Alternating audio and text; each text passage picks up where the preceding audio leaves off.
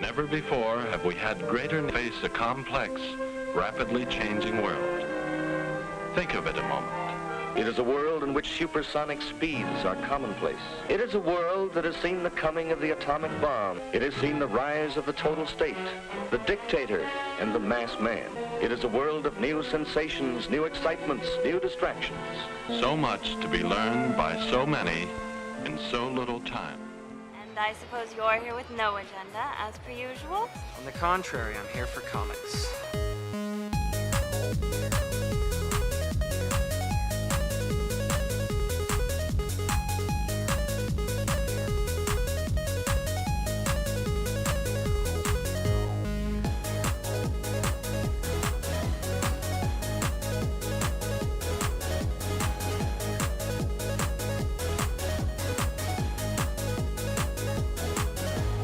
How's your comic book collection, Brody?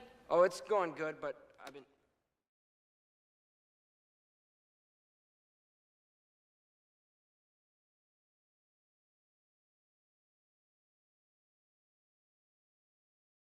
Literally hired two artists. You hired Pepe and JR to do half of a book each. And this is the second filler artist we've had on this arc. Like, that's what's happening. This is wild. It's like Jorge and Batman from All In. Like, that's what we're getting with Amazing. It's super weird. But if you guys want to know something even weirder, did you see that Batman #1 already sold over 500K copies? Granted, with an asterisk, that's to shops. Yes, that's not customers purchased and walked out the door 500K copies, but I know that it's already on another printing. It's already on another printing, yeah. So that does mean that once you start getting to the point where you're on second, third, etc. printings, then okay, it actually is selling out. People are walking out of the store buying that book. Yeah, so what did you say? Like third props printing, to Matt Fraction.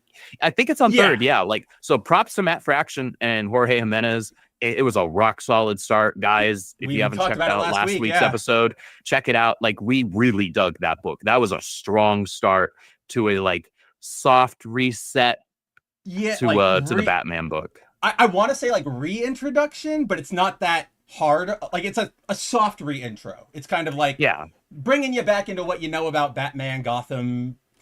Get rid of all the zaniness we've been doing for a couple years. It's a soft reset of the premise. Yeah, right? Exactly. If you've never read a Batman book, jumping on point. Exactly. But yeah, easy jumping on point. Once, what is it like? Lots of books will get second printings, and they'll normally announce that even before they're sold out at shops, because that's just on regular order. But as Andrew said, once you start getting books on third or fourth, or like Transformers, which is on like 11. I was gonna say, didn't like issue 1, 2, it just got 3. #1 just got another printing. Like, that's how insane these things are. The number of printings, like, props to what is it? Skybound. Right? Skybound, yeah. Skybound. Is it? Yeah, it's Skybound. I think it's Skybound. I can see the logo. It's a little guy going, woo! Yeah. Well, they're also handling the artist gallery edition of J. Scott Campbell's Danger Girl. They are, yeah. They're on Kickstarter right now, which I still need to remember to back that. They're picking up speed lately. You haven't backed it yet. What is wrong with you? I just, like, so many things were like coming out at once, and there were different things. Then, like, all of a sudden, a few of my like different. Jesus, like a bunch of my like Big Bad Toy Store orders like all hit at Mine once too. As well. Like, I just got, like, this week I got my notification that finally my Godzilla X Kong Shimo Haya Toys figure arrived, and I'm like, oh great. And then I also got the email saying my Mafex Amazing Spider-Man 2 Andrew Garfield Spider-Man arrived. Oh snap, look at that. That's amazing. So I have all of the Bring Arts, like the original PS1 version. Yeah. All of these fuckers came in last week at the same time. I got like a giant... I woke up one morning and it was like 400 something like paid. And I'm like, what the hell happened? And I was like, oh, okay, fine. It hurts. Dude, I'm not going to go on.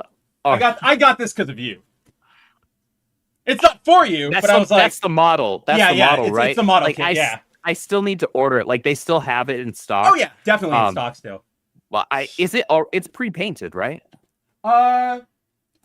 Probably. I actually haven't built a Koto one.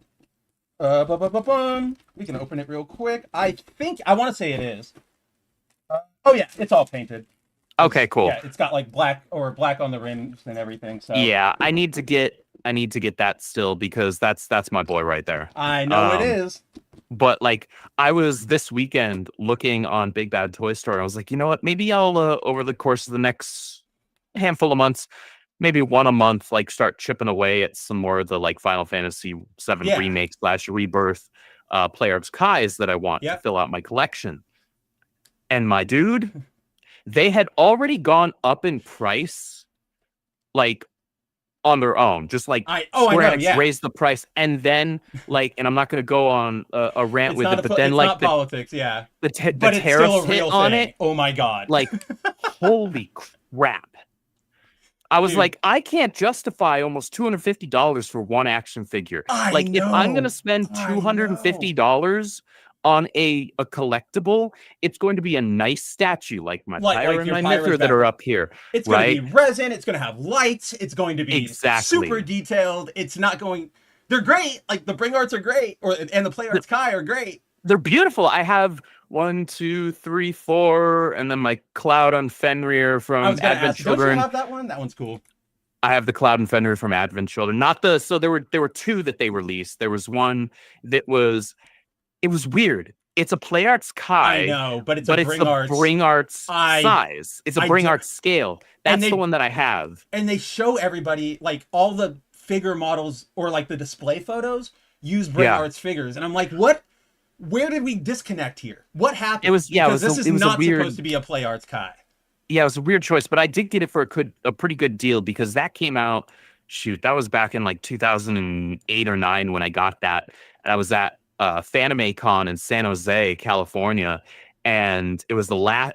So I went there. It was either 2 or 3 days. The first day I saw that it was there. I'm like, oh man, I want that. I really want that because I love that movie. It as dumb as it can be, but as fun as it can be. I can't help but love the movie. And for me, that's my definitive look for Cloud 2. Like when I play Remake on PC, I have his Advent Children outfit modded in because I just think it looks really freaking cool. Though I'm kind of a sucker for the popped collar on a character. But like the thing was going for like almost $200 initially, right? Because it's Cloud and it's got the swords and it's got, the Fenrir, it's got the bike. But I was like, I can't justify that much there. Like this is only day 1 of the con too. So like I know. The next day though, I go back and he's dropped it $50. I'm like, oh, over one day? Yeah. Dang. And I was like, keep going. Yeah. Okay. That's a little better, but I'm still not quite there. Yeah. So final day. And I mean, like, I used to go to Fanime every year and I would get, or most years, and I was there up until like basically the final hour until like, the vendors would start wrapping up, right? Because that's when you get the deals, right? Because vendors do not want to take it back.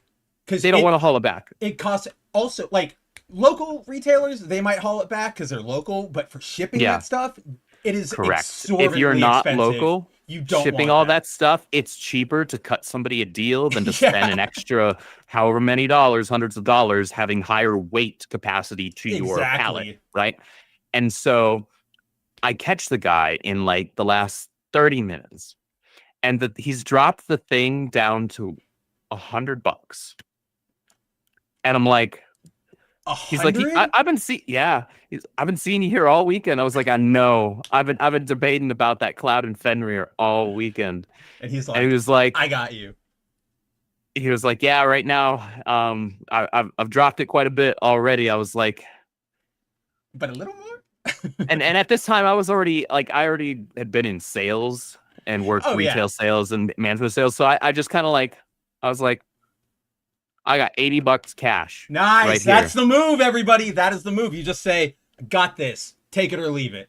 So that means he doesn't have to worry about processing fees on credit cards. Because this was pre-Stripe, pre-Square. Was pre all of those things. Like you couldn't just like tap your phone to a thing and Well, you it PayPal was somebody Square. the money. You had to, but it was like that Square device that they would like plug into their phones, and then you would swipe it, and it's like that costs them money to run. Yeah. That. It's not. Mm-hmm. You can order one of those for free because I did it because they're just like, yeah, request one, and then you put it in, you download the app, and it's like, pay us money now, and I was like, yeah, processing fees on all your transactions. Well, I don't really need this, but okay, cool. I have a free exactly. dongle now. Exactly, yeah. So I was like, I got $80 cash left for my spending money for this weekend. He was like, done. And so I got Easy. Cloud and Fenrir, the Play Arts Kai, but Bring Arts scale figure. But I'm still happy with it. I still love the thing. It's still a great figure. It's my only Play Arts figure that I've ever taken out of the box, because I'll periodically take it out of the box and display it because it does look cool. It's really one of cool. these days I do want to get the full Play Arts Kai higher scale one, but those you things can like sit on the $400. bike, like it's way easier to display that. Like exactly. I admit to that. Like, you don't have to worry about yeah. the like lame stand that Square Enix used to use Yep. with their figures. That's like super weak with the really ugly looking like metal. I was just about band to say that goes that. around Yes, and, yes, and it was holds the them metal up. It's ones. like, man, that's so They're ugly. so bad, it's and they're ugly. not strong at all. Like yeah, Play Arts Kai, like I have all the 7 and 8 and 10 ones, like the 3 they did of each of those originally, and they're thick, like they're like heavy, good material. Mm-hmm. So like putting it in that little metal thing isn't holding it. Like if it wants to fall, not very well. It's going. Yeah. If you're in California, you get a 3.0, and that thing's going over. Yeah. Oh, easily, and that just happens every morning. Like that's just how we all wake up back then. Yeah, that's true. It's like in California, like to this day, I'll watch or rewatch the original Independence Day, and you know that scene where like Will Smith and his wife are in the bed, and like they think it's an earthquake, and Jasmine just goes, it's not even a 4-pointer, go back to bed. Like that genuinely is the mentality. If you have lived in California long enough, you don't care if it's not above a 4-pointer. I literally did not experience my first like recognizable earthquake until I was in college, and I was sitting in my room and everything went, and I went, did like the research lab blow up? Like what just happened? And then everybody was like, you've never experienced that? And I'm like, I've lived in California all my life. I'm pretty sure it's just like background noise to me at this point. Like, yeah. And I'm clumsy enough as it is. I'm sure that like my awkward cadence when it starts shaking goes perfectly normal, and everything like seems really good for like a couple minutes. But aside from that, guys, yes, we are back. It is Thursday night. Andrew and I back for another episode of Foil Variant to talk with you guys, to give you some intellectually honest comic book talk about all the week's latest releases. Obviously, we don't need to ask what's up because you've heard from us. We've got toys on the brain. We've got new RIPPAVERSE releases that we'll let you know about at the end of the show. But aside from that, yeah, Andrew, what did you think about this week's books? Overall, I was actually pretty pleased with this week's books. I had a tall stack, though a deceptively tall stack, because I had 4 variants. So what did I pick up? 14 books yesterday. However, 4 of those were variants of Witchblade 14. So I had 5 total copies of this. And then what else did I have that I got a variant of? There was something else. I can't remember what it was. But otherwise, like Phoenix. No, you had to order that one. No. I had to order that one off of eBay because my store didn't have it.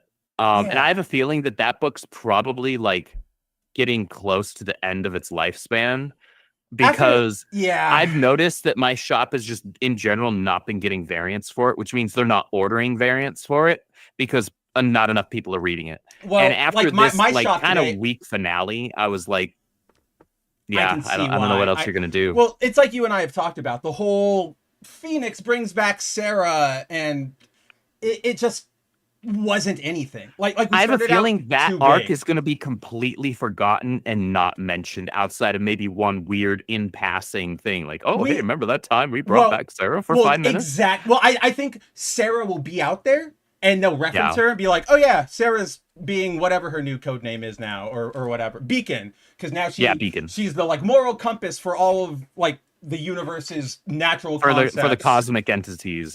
Which is whatever. It was like, I was like, you could have just had Jean be that. You could have told a story that would have been more direct I in know. having her be that for the cosmic entities, because she's herself a cosmic entity by having the Phoenix and her and the Phoenix being one now, 'Cause, well, they even instead of like all it of being the just this thing possessing her. all of the comments, all of the like gods or whatever, the concepts, they like admit like, oh yeah, you're the Phoenix and you're Jean Grey, but you're also something more. Like you've evolved with it. So it's like, okay, let's And you go changed the with Phoenix for the better is that what one was of the them big says, thing. right? Which was like, you could have put more focus on that. The Sarah stuff felt like an afterthought. I want to show you. So everybody, this is going to be a quick hit because this was not something we actually planned to talk about, because this book No, really... it wasn't, because it's honestly not really worth talking about. And everybody that's been watching the show knows I've been mostly loving this book. We loved this book, yeah. Up until like this arc. This arc was just kind of like a wet fart. It's kind of a dud. Yeah, we haven't covered this book really since, I think, when Phoenix was fighting with Rocket, or alongside Rocket and Carol and Nova for, I don't even remember what they were doing anymore. But since then, I don't either. This arc has basically been out of nowhere. Jean discovers that her sister, Sarah, who dies very, very early in canon from, isn't it from her powers? I don't know. They switch up Jean's origin like she's an X-Men. Changed it a few times. But basically, Jean revives her sister. Nobody knows how. Even at the beginning of the arc, even Jean doesn't know. Then all of the gods, the Living Tribunal, Eternity, all of those guys, they come cracking down and they're like, hey, you disrupted the natural order. You can't do that. Like, you can't just bring people back. There's a balance. And so which is on its own a ridiculous premise for them to be pissed, because how many times have characters been brought back from the dead in the Marvel universe? And like far more significant, or in like to the cosmic tapestry, if you will. Like, yeah, it's a really dumb and we'll get into... It was a really weak premise. And we'll get into like its weak resolution here, guys, because it basically boils down to all like it's Jean basically summons the avatars of all the Phoenixes. And this is what I was this confused me too, Andrew. Did you notice this? So last issue, it's Phoenixes versus all of those gods. And for Jean's help, she summons all of the old avatars. As you can see, there's Hope, there's the Rachel, ones that predated her, and some that like came after. So yeah, like Rachel and Hope. And Hope, right? So like, boom, she's got all of them there. And you and I, when we read the last issue, we were like, what the hell does that mean? And we weren't necessarily against it, but we went, is that them? Or is that like, or is it just energy? Like some ghost of them? Right. Yeah. And or manifestation of them? Because from what you had filled me in on, because I didn't finish out the Krakoa stuff. Good reason. Beyond Hoxpox. Like Hope is basically stuck in the White Room, or she is the White Room, or she is like, is some weird metaphysical nonsense, cuz comics. Yeah, that's basically what it is. It's cuz comics. She's half the White Room, she's half the Phoenix. It's this weird, it's X-Men. It's comics and it's X-Men. You're not getting a normal explanation within 3 hours, guys. You're not. But in this issue, dude, I don't know if you caught this. Oh yeah, here, let me go to the Zoom page. But when they start fighting, kind of, they all start cracking. And Hope realizes like, oh, if we fight, we're gonna die too. And then Jean says, it means that the consciousness of all the other Phoenix hosts will be destroyed. So it's like, you're actively talking to them? Like, what is... It was not explained well at all. I get that it's the Phoenix. I know that lets it do a lot of things. Yeah, you get to play around with a lot of, but at least for lack of a better term, fucking. Yeah, no. But yeah, absolutely. give me something. Like, give me something to work with. Please. Show me a shot of like Quentin in the Alaska base going like and he like knocks out for a second, and then like the people who are still left in the White Hot Room, they're like, why is it shaking? Like, what's going on? Like, just show. Otherwise, it's kind of like a multiverse thing, right? Where it's like, oh, they're here, but it doesn't really matter because it's not them, but it is them, but it's not them. This story was what, like a 3-parter? It's a 3-parter that I think was maybe intended as a full 5 or 6-parter, and so like it got condensed super hard, and because of Age of so Revelation. like there's a lot of stuff like that feels rushed and half explained. And maybe if this had been allowed to be, and this is making assumptions, obviously. Oh, yeah. And I'm willing to give some benefit of the doubt because of how much I enjoyed those first 2 arcs. Like those first 12 issues, I was like, man, I really like this book. Oh yeah, like up until or up through like when she got her new costume. It was like, this is cool. Like, I'm loving like this. It was fun cosmic stuff, and I'll say it till I'm blue in the face. I don't usually give a crap about cosmic Marvel. You do not. But I was really enjoying this book, and this is explicitly a cosmic book. It is, yeah. This 3-part like little mini story feels like it was something that wanted to be a 6-parter, and maybe even was a 6-parter when it was pitched and when it was initially scripted. But then Marvel Editorial was like, "Hey, we're actually going to pivot, and we're making the entire X line do this Age of Apocalypse thing." And so we're going to be basically cutting off at the knees all these other things. Yeah. And this story probably suffered because of that. I'm willing to bet that that's the case. I would willing to. That's just how it reads. It reads that way. This is still the same writer. This is still our girl Erica Schultz. So it's like, who had done good work? Not Erica. Stephanie Phillips, who's been on it since issue 1. So it's like she has the goods. I'm definitely chalking it up to something there because, like even this guy, which I did get around to reading and catching up on reading the X-Men Age of Apocalypse one shot. I did the Simone DeMeo one. Right? Yeah, I enjoyed it. It's enjoyed cool. it. It's cool. It wasn't amazing, but it had some fun stuff. It's not bad. My biggest issue with it, as I told you last night, I don't know if you guys out there realize this, but so as this preview right here, as Andrew was saying, starting next month, Marvel's entire line is going into this big Age of Revelation crossover, which is Doug Ramsey. Instead of like, it's another alternate future thing, but instead of Age of Apocalypse, it's Age of Doug Ramsey, who's Revelation now. It's a whole stupid thing. It doesn't really make sense, but they're stopping X-Men crossover events rarely do. Right? They're really just there to. Out of all the crossover events in Marvel that are going to make sense, X-Men is not one of them. And the problem with that is that like they'll always give like the main event to somebody new, right? Give it to your Jed McKay or your Ryan North or whatever, and that's fine, whatever. But then they give like a random ass miniseries to like Chris Claremont, and it's like, okay, and then Chris canonizes and undoes a bunch of shit, and it's like, okay, didn't he just do that one shot? The prequel one shot to this event? Exactly. Yeah. That's exactly what I'm saying. It's like, why? Which I still haven't read, but I will say for that one story that's being told in that issue, like of how the world got that way, I kind of enjoyed that. I don't really care about this event at all, but like there's a scene where I picked up the one shot because I love Simone DeMeo's art. Oh yeah, absolutely. That's basically why I bought it. And I'm really glad like Simone does amazing interiors in there. He does have a habit of making everybody kind of ridiculously hot, like men and women. Like Magneto's like he's like distractingly hot in that issue. I'm just like Magneto is like a freaking Chad in that. And on top of that, like there's like a double meaning to that because he's married to Rogue in that timeline. And which was like super jarring. That's always going to be jarring to see. It doesn't matter what continuity it is, to not have Rogue and Remy together always feels weird and wrong to me. And I love though that in the writing, like that tension was still there, and it was like, and when he smiles and when he calls me that, like, no, I love that too.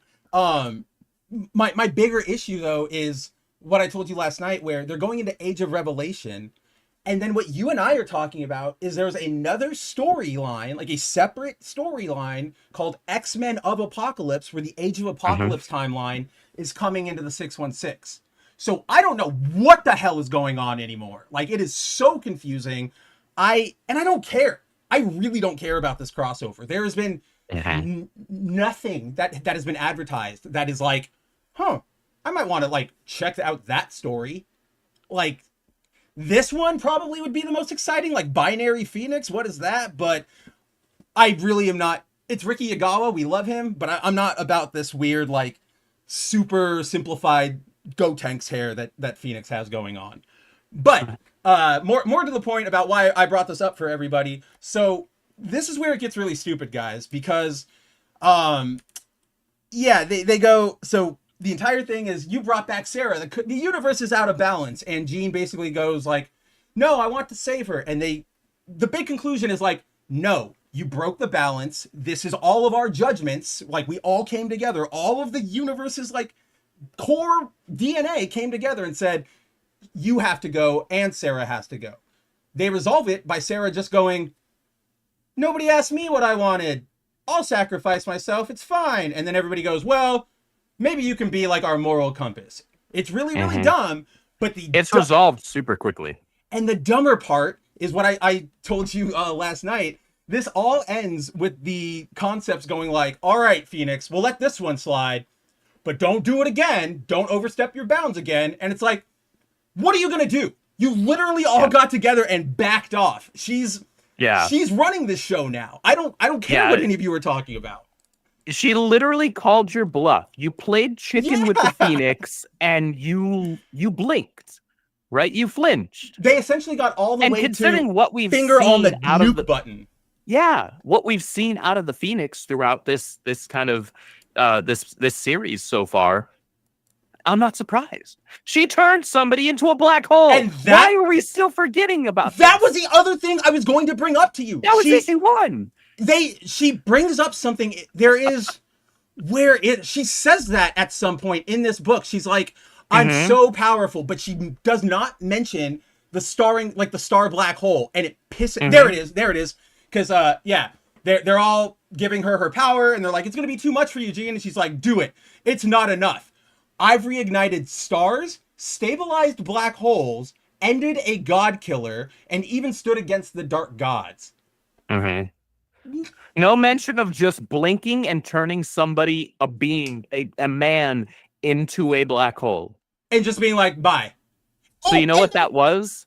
I'll tell you exactly what that was. That was, in retrospect, the X-Men editorial office was like, shit, we just messed up our power scaling even worse than X-Men already is. Because let's be real here, Marvel and DC are already way far beyond gone when it comes to the power scaling. But every now and then you still have to like try to pretend to care about it. And that was a moment where it's like, oh, that's why we made such a big deal about it when we saw it, when we reviewed issue 1. We were like, hold up. Like, but I remember too, you and I said, that's crazy, but it works because she's very explicitly not going to Earth. Like, that was her whole thing. And she was like, sorry, Scott. We are keeping her out in the cosmic Marvel part where we can deal with all sorts of crazy stuff. But they keep it balanced. But okay. They don't though. She, on Marvel's part, Jean really is out in space this entire time. She does not show up in like the main X books. She shows up in that one where she's like telepathically talking with Scott, like when he's doing like the workouts and stuff, and he's super chatted out from like issue 3 or whatever. But so they just got done doing that like giant size crossover with Kamala Khan, where she was like going back through time through all the like iconic X-Men moments. At the very end. In fact, let me pull it up because we have visual capabilities on this show. X-Men. Oh, hey, that kind of worked. I didn't even mean to do that. Let's see. Go down for a second, Phoenix. There we go. So in the final issue of this giant size X-Men, Jean comes back. She's back on Earth. And like she helps Kamala, and then they straight up have this moment where after it's all done, she goes like, Kamala says, thanks for taking time away from being an all-powerful space god. And Jean's like, no problem. And Scott, I'll see you in my dreams. And she leaves. And it's like, okay, yeah, maybe in terms of how you and I talk about like where does it fit into Jean's book, sure, this could fit in a lunch break. Like that makes sense. But now to your point, Andrew, now that we've established that it is that easy for her to come back, what threat literally is there? At this point, it's her versus Franklin. That's a big issue in terms of actually making us worry that anything could be a potential threat. And that was one of the big problems and why we were so happy that they seemingly had relegated Jean to like the I know, cosmic yeah. corner of the Marvel universe and put her out into space. Like, okay, so now the X-Men can actually pretend that something's a threat against them again. That's great. But then they do that. And we're like, so if it's that easy, literally, why are and we if she worried has about she has this anything? mind link with Scott anyway, so like all Scott has to do is be like, Jean, we need you. But- Okay, she blinks or sneezes, But and now also, she's there. Remember this, like, I feel like we forgot this, and I was going to mention it before we got like a little excited, but remember after she turns that guy like Darkle or Markle or whatever his name was into a black hole, that like evil Thanos council or whatever, they're like, what are we going to do? And she like goes, hi, you're talking about me, and she like emerges out of the like a psychic projection out of the screen, remember? And she's like, Yeah. what are you gonna do about it? And then she like, exactly. so she's like cosmically locked into the universe at this point, like not trying to like, not in a blasphemous way, but like comparably she's pretty much God. Like that's what she is at this point. she's I mean, Jean, when she has the Phoenix, has traditionally been like Marvel God tier. Yeah. And now like she's that more than ever. And yeah, so like what are they gonna do after it now? So you've literally had her confront the very fabric of our reality.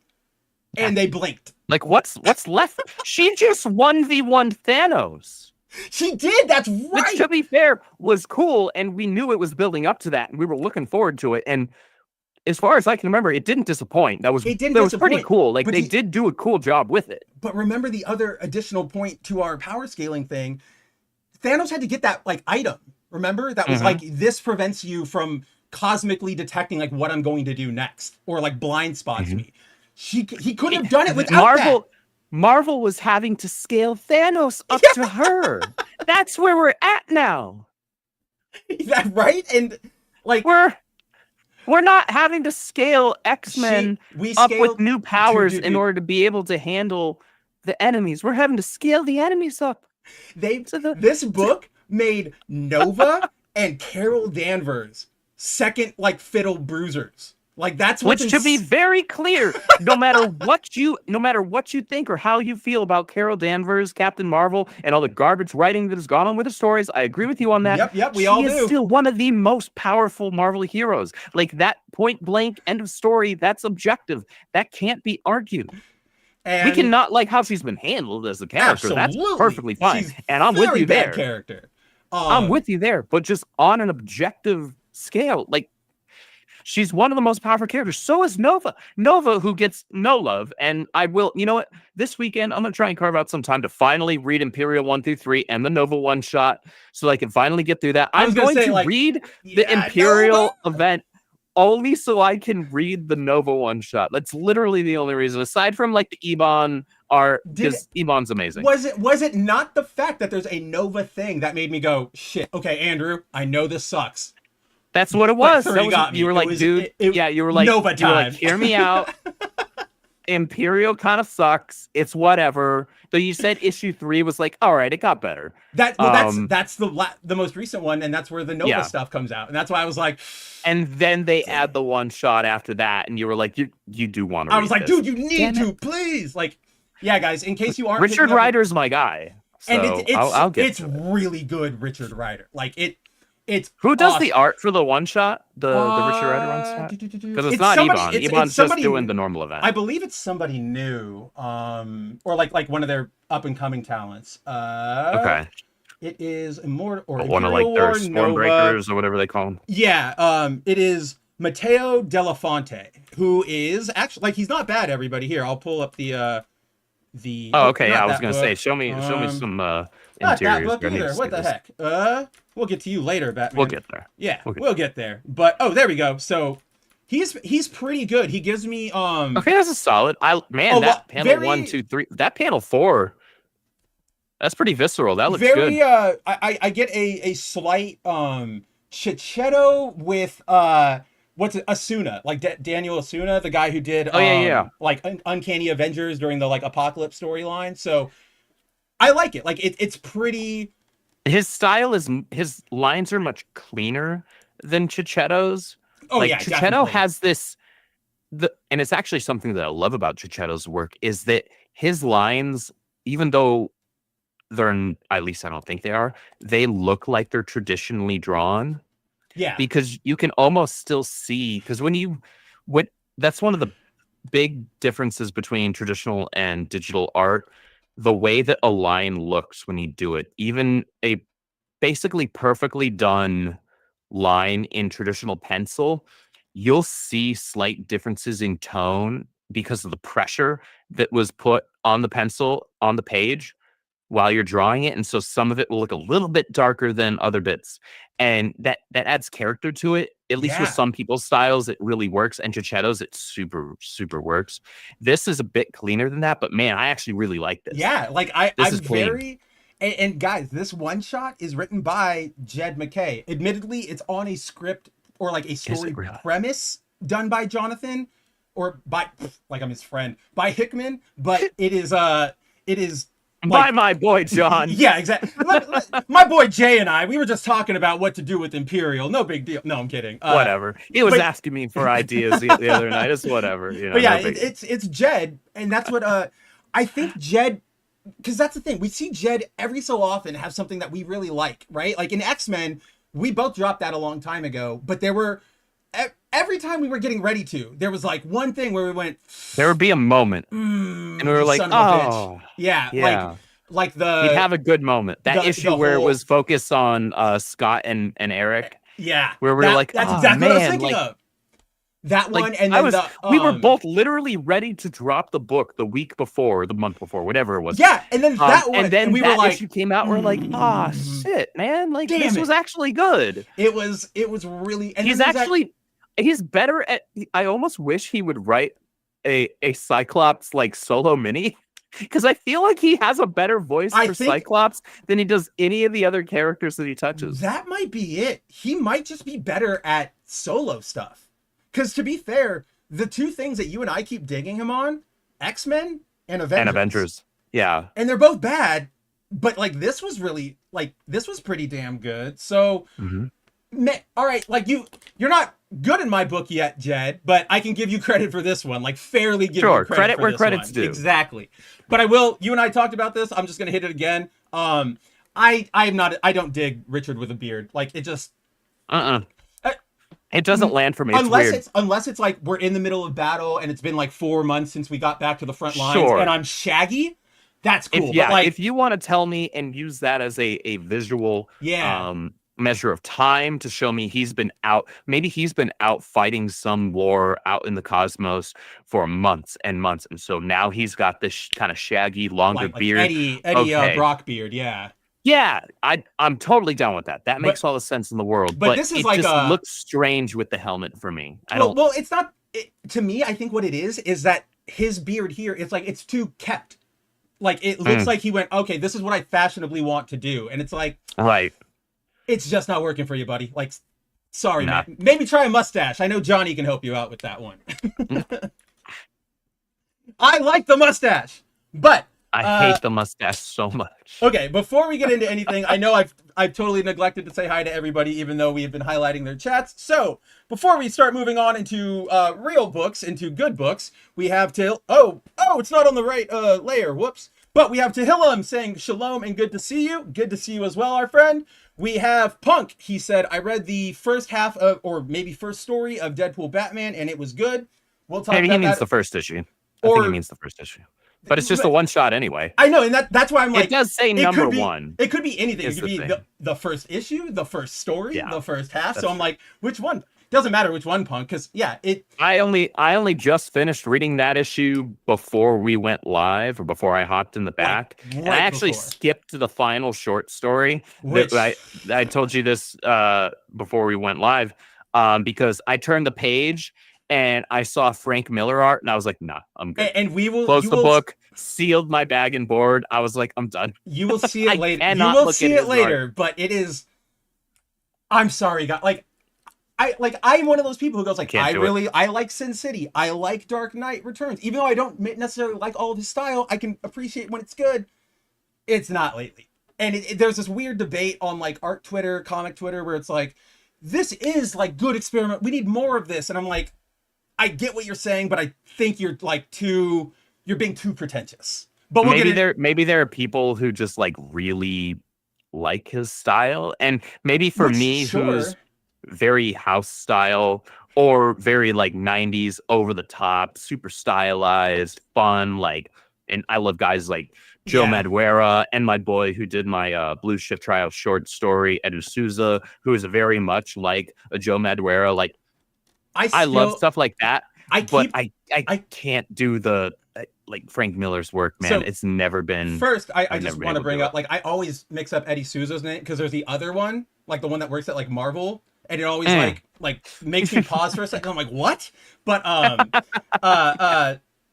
no, like I think we are in the majority opinion because I've talked to many people who go, what the hell is this? Shout out to Dante, the horror writer over on Bounding Into Comics. He is like, he brings up every variant they do, and they're like, somebody please put him in a home. Like, somebody please take pencils out of his hands. So can we stop giving him a pencil to hold, please? Unless you're just letting him scribble on things. Well, let him. Maybe that sounds disrespectful to somebody who's written some very iconic runs and miniseries and things like that. I'm somebody who's not actually a fan of Dark Knight Returns. I don't own a copy of Dark Knight Returns in my home because I don't like it. I don't like what it has meant for the character ever since it came out. I don't like the art. I can appreciate. He hasn't even bought the Compact Watchmen. I haven't even spent the $10 on Compact Mark, but that's Alan Moore. But yeah, still, like, I can appreciate in isolation this, like, Dark Knight Returns as a script. That is a strong script. That is a strong story. It's well told. I understand that people love it. That's totally cool. I'm not a fan. Not for me. I don't need a copy of it. Good. And there's, you know what? Again, guys, there's nothing wrong with that. Andrew and I, you know, we try to exemplify this, but it's okay to be like, I don't like that, as long as you can acknowledge the things that work. Like, it's just because nobody, like, if Andrew were sitting here and going, Dark Knight Returns greatest selling is one of the worst things graphic novels ever, I would be like, come on, Andrew, like, easily, like, that's the one that everybody knows for some reason. I don't know why, but it's the only one that Zack Snyder does know. So stupid. I'm so surprised we almost went a stream without me mentioning Zack Snyder. I'm so surprised we got out of it without a dumb, like, lightning jump homage shot. Like, I cannot believe we got out of the Snyderverse with that. Right? Wouldn't that have been the most, like, easy, pretentious, like, low effort thing for him to possibly do? The easiest seal clap of all time would just be like, and you had it set up, Andrew, the warehouse scene in the very beginning of Batman v Superman, when he's like he's like looking down on the warehouse with his rifle, and he's like, okay, time to go. Right there, just have him. All the Snyder Bros would have, like, crapped their pants. It would have been stinky. But and then they would have acted like they had all read Dark Knight Returns. But like, to your point, like, Miller's stuff is a little more stylized, especially in like, well, Sin City, especially. Little less so in Batman, like, Dark Knight Returns, but still a lot of that. But that's the thing. Like, I'm the person who likes that kind of art experimentation, right? Like Peach. Love that stuff. I love when you can, you know, make things look a little weirder. You know, I love the, like, Speed Force Demon thing in Absolute Flash. But even I look at that and I just go, this sucks. Like, Frank, this isn't good. Like, I feel bad. It almost feels like an Emperor's has no clothes moment, where I'm like, this isn't good. Like, are you all crazy? Like, am I crazy? What is happening here? Like, what's happening? But we'll get to it. Clearly, we have thoughts on Frank Miller. Let's see. Punk says, never read Danger Girl. You should change that. It's actually very, very fun. Is it? Danger Girl. This is the original collection. The original was what, 5 or 6? Because I always mix. I'm trying to remember. In my head, I know the distinctions, and I know they're two different series. But for some reason, every time I hear Danger Girl, I think of Gold Digger, which was also published by them. Yeah. And that's probably where I, like, my brain mixes them up just from seeing them when I was younger at, like, conventions, being on the same thing. But that's why I'm always like. Because I think you and I had this convo a while ago where I was like, oh yeah, I got to get into, like, all 80 issues of Danger Girl. And you were like, It's like 5, dude. Yeah, so there you there's go. 7 issues of the original run by Andy Hartnell and J. Scott Campbell on interiors. I have the deluxe edition as well. I keep my eye out for the hardcover version of this deluxe one, but it's always either expensive in a good condition or it's just not in good condition. And I'm not willing to. If I'm gonna buy a hardcover of I know, something, yeah. like I already have 2 different versions of this damn book plus the single issues. Like I'm not buying the hardcover to read it. I'm buying it because I want to have it on display on my shelf. Exactly. No, 100%. So if it, did you figure but then out? there are multiple like stories that come afterwards that are written by, is it still, no, it's not, well, it is still Hartnell, though Campbell also contributed to the story on the Revolver miniseries. But then it's he's different, like in and out different from artist. there. Yeah. He just does the covers at this point. Like for the most part, he just does the covers. He might have a splash page here and there if I remember correctly. Is that cover but this one is not actually. This is John Royale. Who does have a style that's very similar. It looked similar, but it felt like we could get into it. I can tell you later, but like I was like, that's not exactly. But I could be dumb. It's super similar. For sure. I definitely There's no see question that. about it. But yeah, Funk Danger Girl is good. Like Andrew said, it's only like 6-8 issues if you want to just get the core story, which maybe you do, and maybe that opens up the gateway into everything else. So definitely check it out. Indiana Jones meets Charlie's Angels. Actually, that is like that's the best way I can describe it. Didn't they just license it for something? Like, isn't it getting a show or a movie or a game? I don't know. It had a game back on the PS1. I remember that. I feel like it got something recently, but I could just be, at this point in our pop culture, you could say anything got, greenlit for an adaptation. You'll probably something got optioned for something, right? Yeah. It happens all the time. Zero is here. It says, as usual, Wolf and Mav on Full Talk. I know. I hope you guys enjoy it. We start the streams. We are talking behind the scenes before we go live. At one point, me or Andrew goes, "Oh, this is a good conversation. Let's roll into it as we go live." Yeah, let's just have it as a lead-in. And then the problem is, Andrew and I are talking to each other, so then we just roll off of it. But I hope it, communicates, or not communicates, but like, I hope it's a good way to bring you guys in, show that we're just hanging out. There's no airs. We're just like you guys. We're just hanging out. We're just laughing, looking at talking stuff. Comics. Exactly. Tehillim says, now if only Diamond would stop holding hostage other companies' products. Dude, have you seen There's all sorts of stuff going on with lawsuits. Crazy. Dude, that is a shit show if I've ever seen one. And it was it was a house of cards waiting to fall.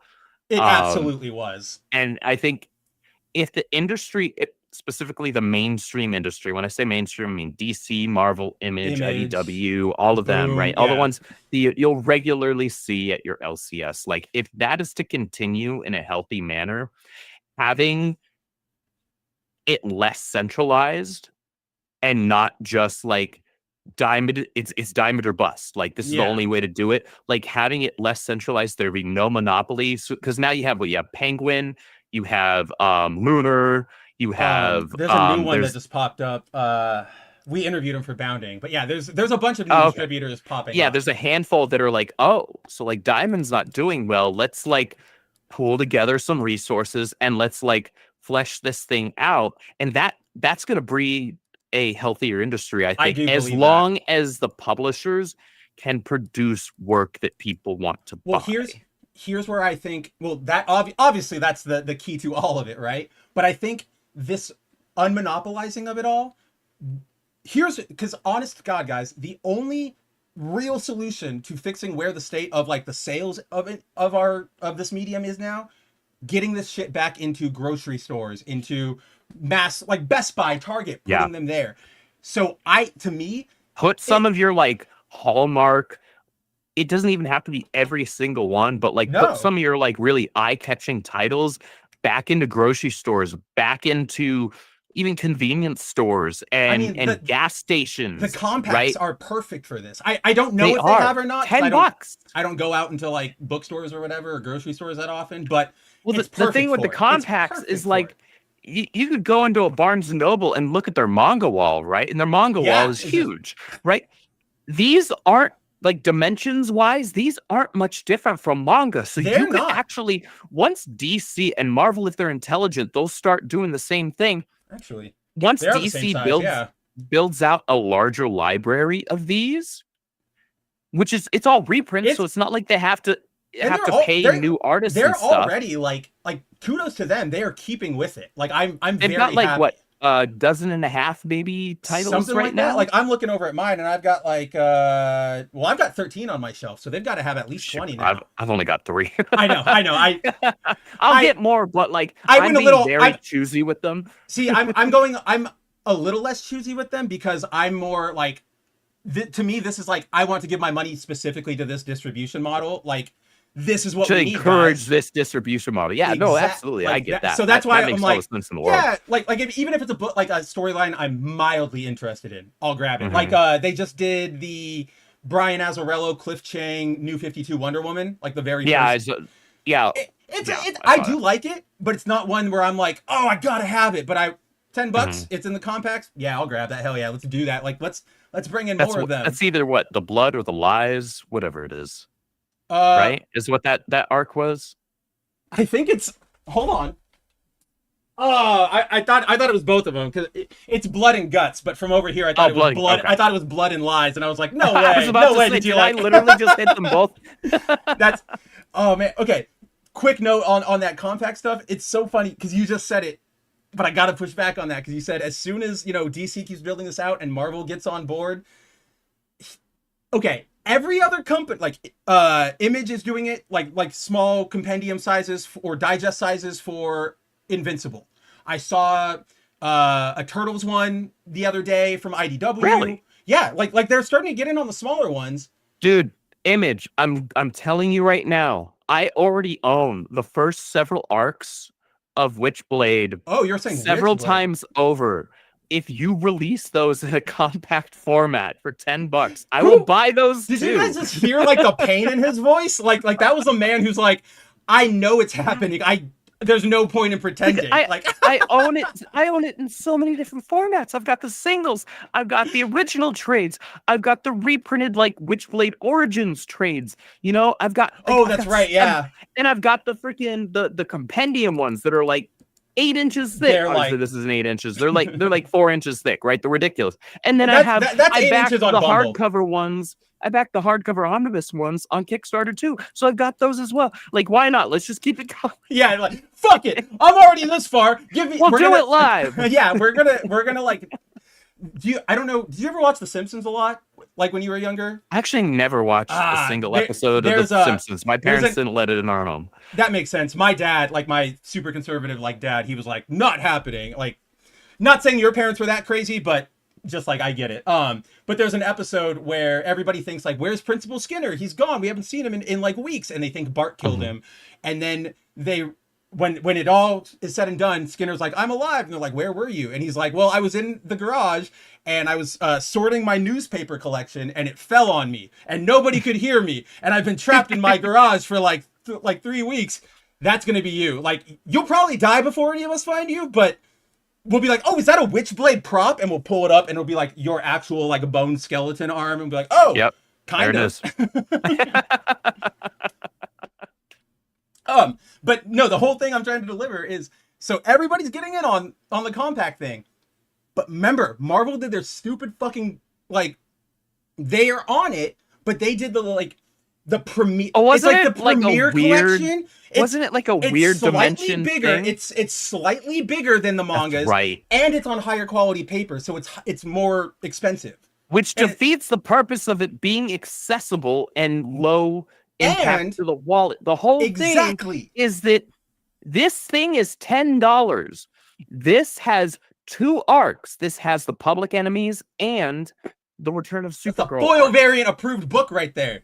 Yeah, damn right it is. Check out that episode because we spent the whole damn thing talking about it. Yes, we did. Like, this is basically 2. Well, at the time when they were originally printed in trade form, was like they were like $15 or $16. Trades. Yeah, like full but trades. now, like if they're going to reprint them, it'd be more like $20 or closer to $20. So this is basically $40 or close to it of trades, but because they print it on not newsprint, it's not but newsprint. It's not like high gloss, super heavyweight print, because It's this is like- meant to be something you can take with you, something that's super accessible, something that's super cheap to get in on. Yeah. That's the entire point. This does not look like a collectible item. You know what looks like a collectible item of this? Let's see if I can turn my chair so I can actually pull it out. He's got like 7 of them. The hardcore, the hardcover, like foil banner. Yeah. Like this is a collectible. But that's why at this point, Marvel thinks you want to collect their things. And Marvel's got their head up their ass. And 2 things to that. One, yeah, absolutely.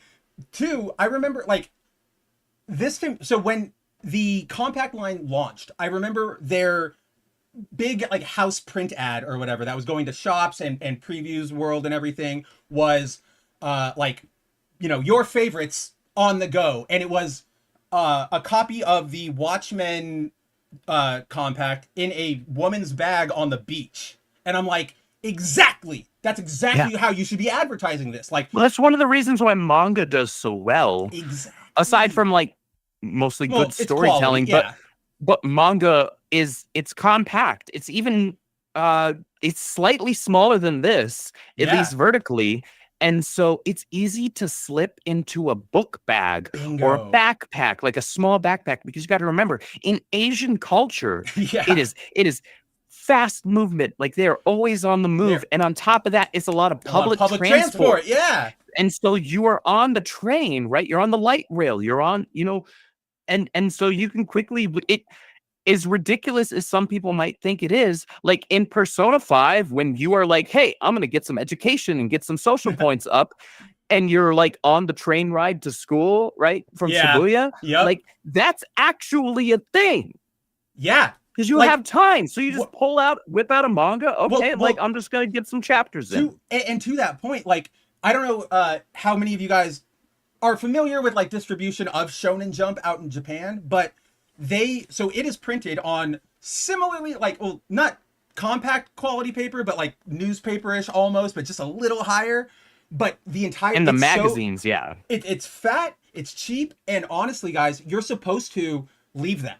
That's what you do. Is like once you read a Shonen Jump, you go, okay, that was great, and you just leave it, and then somebody picks it up. Like I landed in because it was so cheap that you don't worry about it. Exactly, and then you buy the tankobon later, right? Because you're like, okay, I want to read that, but you have it, and a lot of people will buy Shonen Jump for like 2 stories, and be like, okay, cool, I read Dragon Ball, I read My Hero, we're good. Like when I went to Japan, I landed. Somebody else can read Fruits Basket or whatever else. Well, that's what happened to me because like obviously I don't think that's even still going, but you get the point. You never know.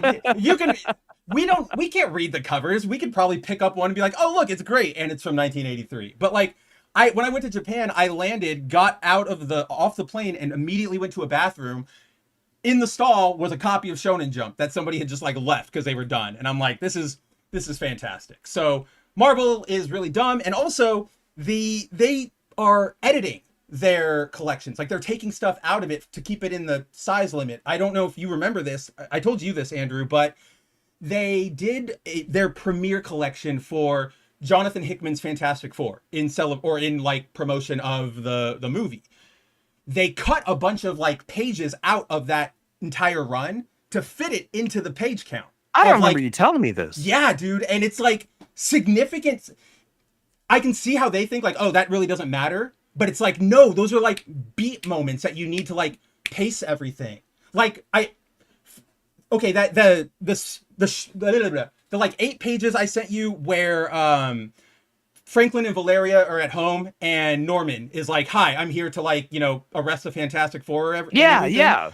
There's like a page missing out of that, and it's the one where Val holds up the page ends and Val's like, you can't come in here alone. Like, this is the order. The next page is like Norman like looking at it, and then like Venom like getting really angry towards Val, and then Norman like holds him back and just goes like, okay, then take us, young lady. And that page is gone. Like now she goes, there was no transition between now she goes like, follow me. She goes, follow me, and then it's Franklin with the Spider-Man mask, and it's like, what the hell? Like, why? you need that beat moment because that's what sells. Like she's delaying him. They're having a plan. Like, and it's bad. Like you should never do that, guys. Just never make it oversized like the Rippaverse does, or suck split it up and pay the extra couple of page count. Like just get over it. It would be like if they cut the Toy Maker issue from the Superman Batman compact, which they easily could, right? That one transition issue from Public Enemies to Supergirl, like the super anime one where they were talking about it's Connor and Tim, and they're like, you have to go convince Toyman to help us. It's in there. You easily could cut that. It really is not. It doesn't add really anything, but they kept it in there, and it's like, do that. Like, thank you. Just give it to me complete. Like, I hate when you get like a trade and it involves crossover issues, but they don't put the crossover issues. So then it's like, oh, now I need to go buy an entire other trade and catch up with an entire other series, and it's frustrating. But let's see. Subhuman says, I bought Batman 368, first appearance of Jason Todd as Robin. Subhuman, yeah, you've been flying through your Batman collection lately. I'm astonished that you're like picking up so many good issues. Like, well, he got the whole and Subhuman, you can correct me if I'm wrong, but like you finished out collecting the entire Chuck Dixon run, I think. And he also did recently. Was it him who did Man of Steel, who got all the John Byrne stuff, or was that? I think it was. I think it was him. Yeah, that's what I mean. Like, he's like closing those are all these things. Those are super seminal runs that mean a lot to me, especially because like those were the runs that were going on when I was a kid. Yeah, absolutely. Like when I was just diving into comics, those were the runs that were happening. Oh man, and like my astonishment isn't like, oh, you can afford it, but more just like you found somebody willing to sell that because. At a price that isn't an arm and a leg. Yeah, I think that's what it is. Like, especially if they're in good condition too. Which because, from the photos he sent us of everything, they looked really good. Yeah, they looked really good, and it varies depending on writer. Because like, I can't remember, but I bought the entire. Nice. I have. You know what? It's actually 2 feet away from me. I might not even have to get up off my butt in order to get it out. Yes, here we go. So I have. Yeah. Oh well, that's not John Byrne, but that's Louis Simonson. That's one of my 2 first comics. It's actually signed by Louis Simonson. But is that zero hour branding on the top of it? This is issue 0, so this was the first issue after 0 hour. Yeah. I just saw the sunburst at the top, and I was like, oh boy. Because these were my first 2 superhero comics I ever owned. Both of them issue 0s right after 0 hour. But my point was that I have the entire Terminal Velocity arc in the individuals signed. Who's it by? They're all signed by Wade. Wade? They're all signed by Wade. Every single one of these issues. How'd you get that? Wait, you've never told me about this. Dude, I got have I not really? No. Like, I got these off of eBay maybe 2 years ago. Really? I don't think I spent even $50. How is that possible? Well, because Flash is considered a lesser tier character comparatively, and people don't like. So when you talk about movie? getting, but yeah, keep going. If anything, the movie probably lowered it. That's one way to ruin something's value is have a garbage film like that. But characters like Superman, like with John Byrne's run and Chuck Dixon's run on Batman, those are far more like highly talked about. People who aren't like hardcore comic fans like you and me, like, especially specifically hardcore Flash fans, like most people aren't gonna like know who the hell Mark Waid is or what the hell Terminal Velocity is. That is true. That is true. It's far more specific to that niche of, we're not just comic fans who are already a niche entertainment audience as it is, but we're like Flash fans who's even more niche. And then Flash fans before the CW series, right? So now it's like, we just niched ourselves like 4 times into if we come along, we're not even niche cubed. We're Well, niche, whatever the hell comes after that. It's like we are. If you see us coming and and we make you an offer on that, like a Mark Waid Flash book, you take it because nobody else is coming back for that. Nobody else cares. Yeah, no one else cares. It's just us. So, and in fact, that it's funny that you say that because I think that was an option because I got the whole thing. With the exception of issue 0, I think I got the whole thing, like the rest of Terminal Velocity, like as a make an offer type of thing. And I made an offer that was like only like I wasn't trying to get a gigantic steal or anything. I offered maybe like $5 less than what the guy was listing, and it was just immediate like, yep, get rid of it. See, that's exactly it. Yeah, like you put it being like, this is 5 under. You probably didn't think it would go through because you're like, somebody is probably willing to pay. But if I get it for 5 under, that's cool. But nobody's willing to pay because nobody knows what the hell is in these books. Yeah, because nobody knows what masterful storytelling was happening in the Flash at that time. That's so. Give me a Terminal Velocity and was it the arc? I can't remember the name of the arc afterwards right now for whatever reason. Give me that.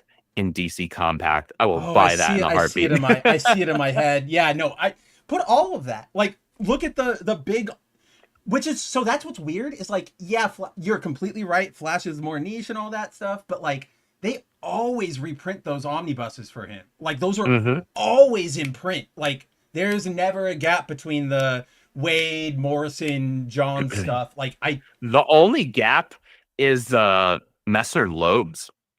Because that has never been actually collected just on its own. It's like there are issues around it. Yeah, they put part of it in the Savage Velocity collection next to Barron's, but it's not the full. It's not the full Messner Loeb's thing. That's weird. Like it goes Messner Loeb's up through what issue is it? It's like one. It's up through 18. Yeah. And Flash Annual 1. And then it literally just jumps into Waid. There's still quite a few issues in between those. There's still stuff. Admittedly, like there isn't a lot there, like substance. Like they are just in terms of like comics. What you need. Yeah, it's like, oh man, you are missing out on one of the best arcs ever. You're not. You're not. The best arcs ever are the entire like Waid Omnibus collection. Volumes 1 through 6 up until Grant Morrison's, because then Grant Morrison and Mark Miller do their thing. Yeah. And then you have Waid come back, and like Waid's return was like and it's super underwhelming comparatively. And we were really happy to have Jeff Johns jump in. But like I love the way DC collects it because it goes like Flash Omnibus Volume 1, and that's like Volume 2, first 50, and then Volume 2, Volume 3, and then this little tiny trade that's The Flash by Grant Morrison, and then Omnibus 4. And I don't know why they like won't just keep it together. I guess because then you lose the branding of like Waid's run it's the Flash. whole The Flash by Mark Waid. Yeah, and I don't know. have the ones that I have for Waid are the soft covers. So it's Flash by Mark Waid Volume 1, 2, 3, 4, 5, 6. Oh, then it goes Flash by Grant Morrison and Mark Miller. And then it goes Flash by Mark Waid 7, Flash by Mark Waid 8. And then immediately after that is Flash by Jeff Johns, right? By Jeff Johns, yeah. It's so ridiculous. Just put it all together, DC. It drives my OCD nuts. Subhuman says, I have Dixon's run of Detective Comics, Nightwing, and Robin. That's insane. That's like, honestly, that's like his seminal work. That is, like his definitive... I think all you're missing at that point is like his run on Birds of Prey, and then you have all of his main. I was going to say work. like Birds of Prey. Didn't he do a Huntress thing? Like a solo, like not a big, like a 6-issue one back in the. Either he might have done a mini. Yeah, like it was not a maxi for sure, but I feel like he's written Huntress somewhere. But yeah, throw in Birds of Prey. You could easily do like Dixon's Gotham or some collection like that, and then boom, like dude. You could like put that into a hardcover, like the same size as like, oh, what a perfect cover for me to pull out. God bless Michael Turner. God bless him. Like do volumes like this size, and it's like the Gotham collection by Chuck Dixon, and then, like, you collect on the spine. There's Nightwing. You collect his Batman, his Detective Comics, his Nightwing, his Robin, and his Birds of Prey, and do however many of those it would take to fill up, you know, and then you do a cool thing I on think the this is spine. like, That's all the art, and it's like the Gotham skyline, and then you stop on the last 2 books, and you just switch it up. That's what you got. That would be a cool Typical hard. DC I'd style. buy the crap out of that. Oh yeah, I would be in on that. I miss like spine images when you like collect things together. And have it be like a special, like have the spines for the covers be like an image themselves, is what you're saying? That's what I'm saying. Is like you have one like you put them on the spine, like you have a Nightwing, but then don't use this image. I'm just using it for illustrative purposes. But like that Jim Lee shot of all of them on the roof, that do it like that. So you have like the Nightwing, and then like the bricks or whatever in front of him, and then like a gradient background because you can't go full detail on the spine. And then you have that just like a whole thing that goes across. And then you could even, if I'll make it even sweeter for everybody out there. You put those guys on the bottom, over the top like 3/4, a big old Chuck signature because it's the Chuck collection, right? So wham, bum, done. Easy. Dude, that right. would make so much money because every single time they reprint his run on Robin, Nightwing, or Batman, it sells. It's still the definitive ones. Like, even if you were to say you hated Chuck Dixon, like, or you didn't agree with all of his politics or whatever, like, nobody can argue that he is still the definitive Robin writer, the definitive Nightwing writer. We haven't gotten anybody that good. Yeah. If you want to make an argument for like maybe who your favorite Batman writer is, okay, I'll entertain that more. But like, you're gonna be hard pressed to convince me that you have a good reason to like find somebody else as the definitive writer for Nightwing and Robin. Like, you're gonna have to work real hard, like real hard. And I'm still probably gonna be like, maybe Wolfman. We're gonna like agree to disagree. Like, yeah, you like what you like, right? At the end of the day. But with those characters specifically, man, that was the pinnacle. And those omnibuses, the collections of them, still sell to this day. Because what was it? Just last year they re-released new versions of them. This year they just reprinted was it this year? Nightwing and Robin. Yeah, and they sold. I remember like asking my shop, like, "Hey, do you guys have any copies of the?" Because I was gonna grab them just because I'm a Chuck Dixon fanboy, admittedly. Not just because I work with the guy, but because I like grew up with his work. Before even that, before even like working with him. And they were like, man, like, we're already out. And I was like, you serious? Like, they sold out immediately. I have not once seen a copy on the shelf at my LCS of any of those because they're gone the second that they're there. And I think we've talked about this, like, the primary audience nowadays for like those collections, because we've all got them already, are the younger fans who, you know, maybe got into it with into Robin with Teen Titans or with Young Justice or something. So like they're the ones who are going and buying up, and theoretically you would think like, oh, they would say, I don't want to buy his stuff. I don't like him as a person, but they they can separate and go like, I can recognize. Also, that most he's still normies, amazing. if they're not like locked into the internet, which again is like less than 1% of everybody. Remember that, guys. Yeah, you got to remember, like a lot of the times, most people aren't like locked into living their entire lives on the internet, whether it's Reddit or Twitter or wherever else. And so even normies, they just like might look up, all right, like best run of this character, Robin, like, Tim or Drake, where's right? a good place to start with this character? And like most honest comic book fans are gonna say it's this or it's that, right? Yeah. And or so at the very least it's going to include that. Like you might say like read Death in the Family, or read you know, the original Batman whatever it was where he gets Dick. Sure, but you're always going to have to say, but you got to go through that like route. Like you got to go through that. Yeah, like if I'm going to recommend Batman runs, like best Batman runs, obviously I'm going to include Chuck's, but I'm also going to include Scott Snyder's. Dude, Court of Owls, right? It's still I'm going to include Denny O'Neil and Neil Adams, right? Oh yeah, absolutely. Like, so there's a lot to work with there. I've never really like sat and thought about like my favorite Batman writer, because every time I do, I just go to Tom King and get angry. Like it's not like, oh, I hate that. I always try to jump to like Batman runs that feel like they're easy jumping on points, because normies understand just like enough on the surface of Batman to know that they don't need a bunch of like setup issues. Yeah. So we don't need to do the origin. Like, we know his parents get shot.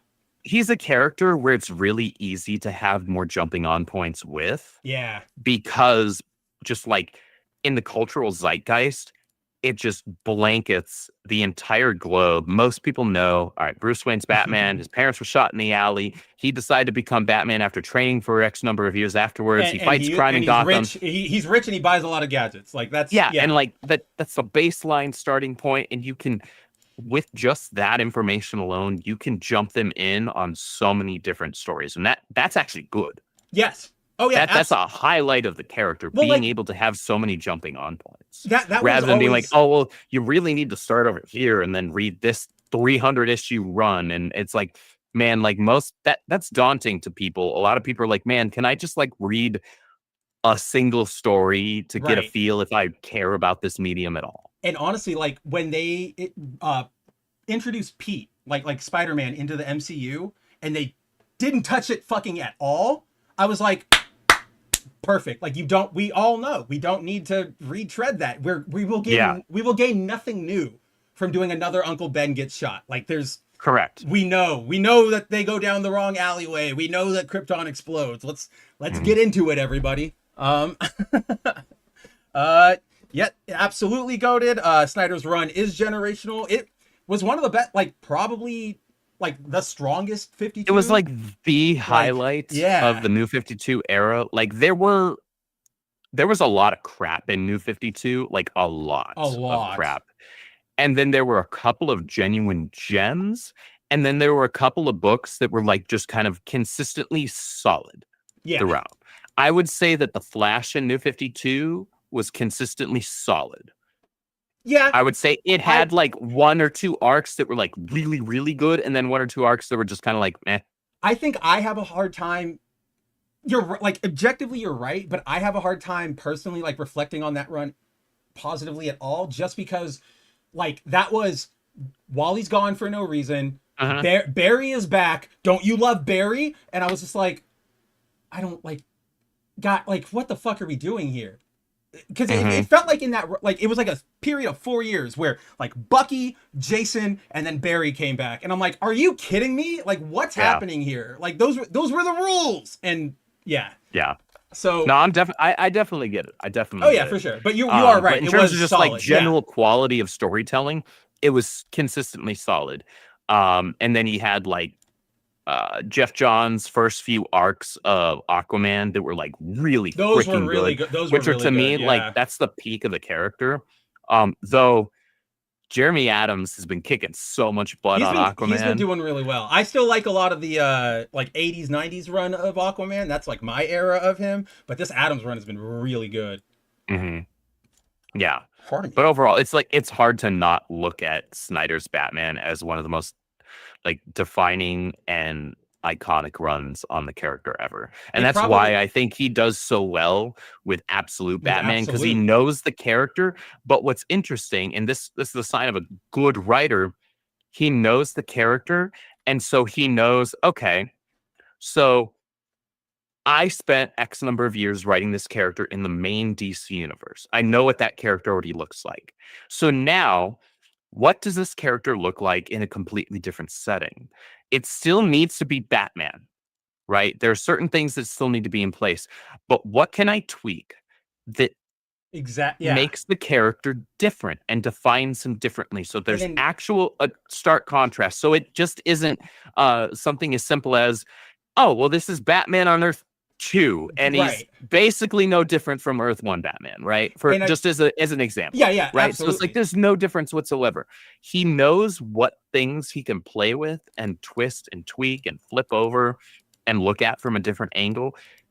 That tells me that he has a genuine understanding of the character, because he knows what he can play with and what he needs to leave there. And I think a lot of that, or not a lot of that, like, to add to that, a big advantage is the fact that he was on New 52 Batman, because that was also we're resetting, we're refreshing. I need to like reestablish everything and pull everybody in. So he already knows this is what you would pull everybody in with a Batman story. How do I do it for an absolute Batman? And so that's why we're getting... Bane is the scariest guy I have ever seen in my life. Like, that is just... Guys, that book is fucking terrifying. Like Bane is... Bane is...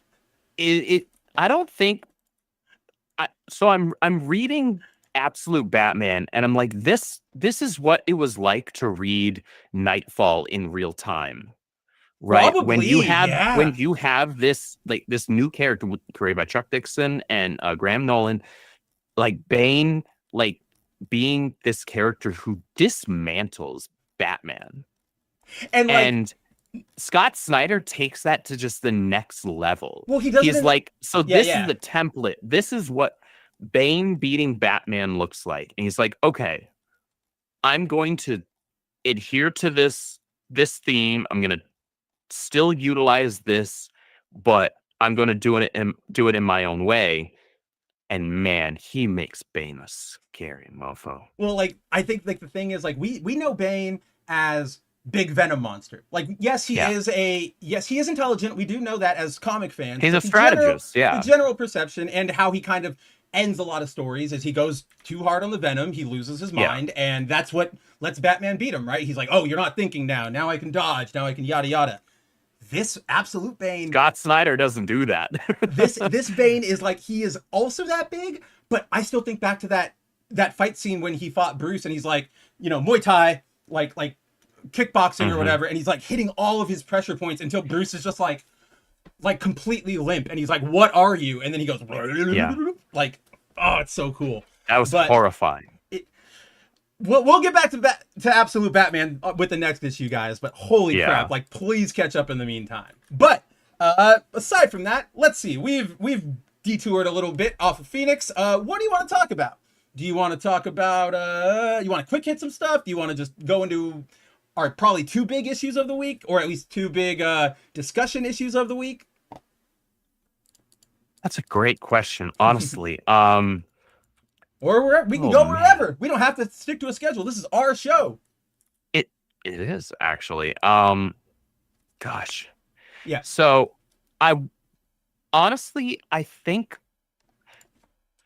think my book of the week was Amazing Spider-Man. So I want to hold off on that. Okay. I want to hold off on that until the end, because we'll also tack on at least part of the prior issue. Yeah, we'll definitely... we didn't talk about last week. Well, how about then, do you want to just get into Deadpool Batman, talk about that a little bit? And let's hit Deadpool Batman. Because, there will be stuff to talk about here, but we'll have a lot to say about Spider-Man, because there is... Man, there's so much going on in Spider-Man. It is weird. I did not expect to enjoy this issue like I did. We'll get there. We'll get there, but just... Andrew was right. Like he speaks for all of us. Like, trust me, it's weird. But until we get there, let's hit the big book of the week. For the first time in over 20 years, we finally have Marvel and DC deciding to team up, do some crossovers. Wild. I can't believe that. Like, the last crossover we got was like Green Lantern Silver Surfer in 2000. Like, oh gosh, it has been forever. And the craziest part is... It's been more than 2 decades.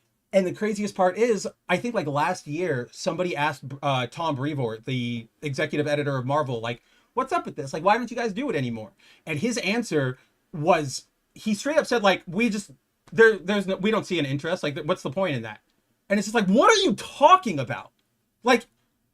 As much as I don't like Tom Brevoort, I think so just knowing, and maybe this is a little bit inside baseball. Yeah. So just knowing how much goes on in the back end to produce something in terms of like writing a script, and then you have somebody on art, and then you have to like actually sort out a print window with your printer, whoever that may be, and then your distributor to get things out to shops and whatnot.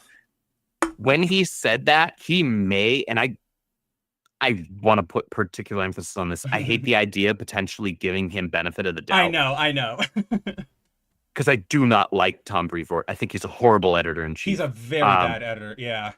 However, he might have been playing coy there, because just based on how long it would take to get something, because and correct me if I'm wrong on this, around the time when that question was asked and he answered that, that was right around the time, like right before they announced that big reprint omnibus of the amalgam thing. That was right? literally like a day, but like the week before. Yeah. So he already knew that was going to be a thing, right? Yeah. At that point. Okay. Yeah. And it's possible, though less likely, it's still possible with a handful of months variance that this crossover here, this Deadpool Batman thing, was already at least in talks.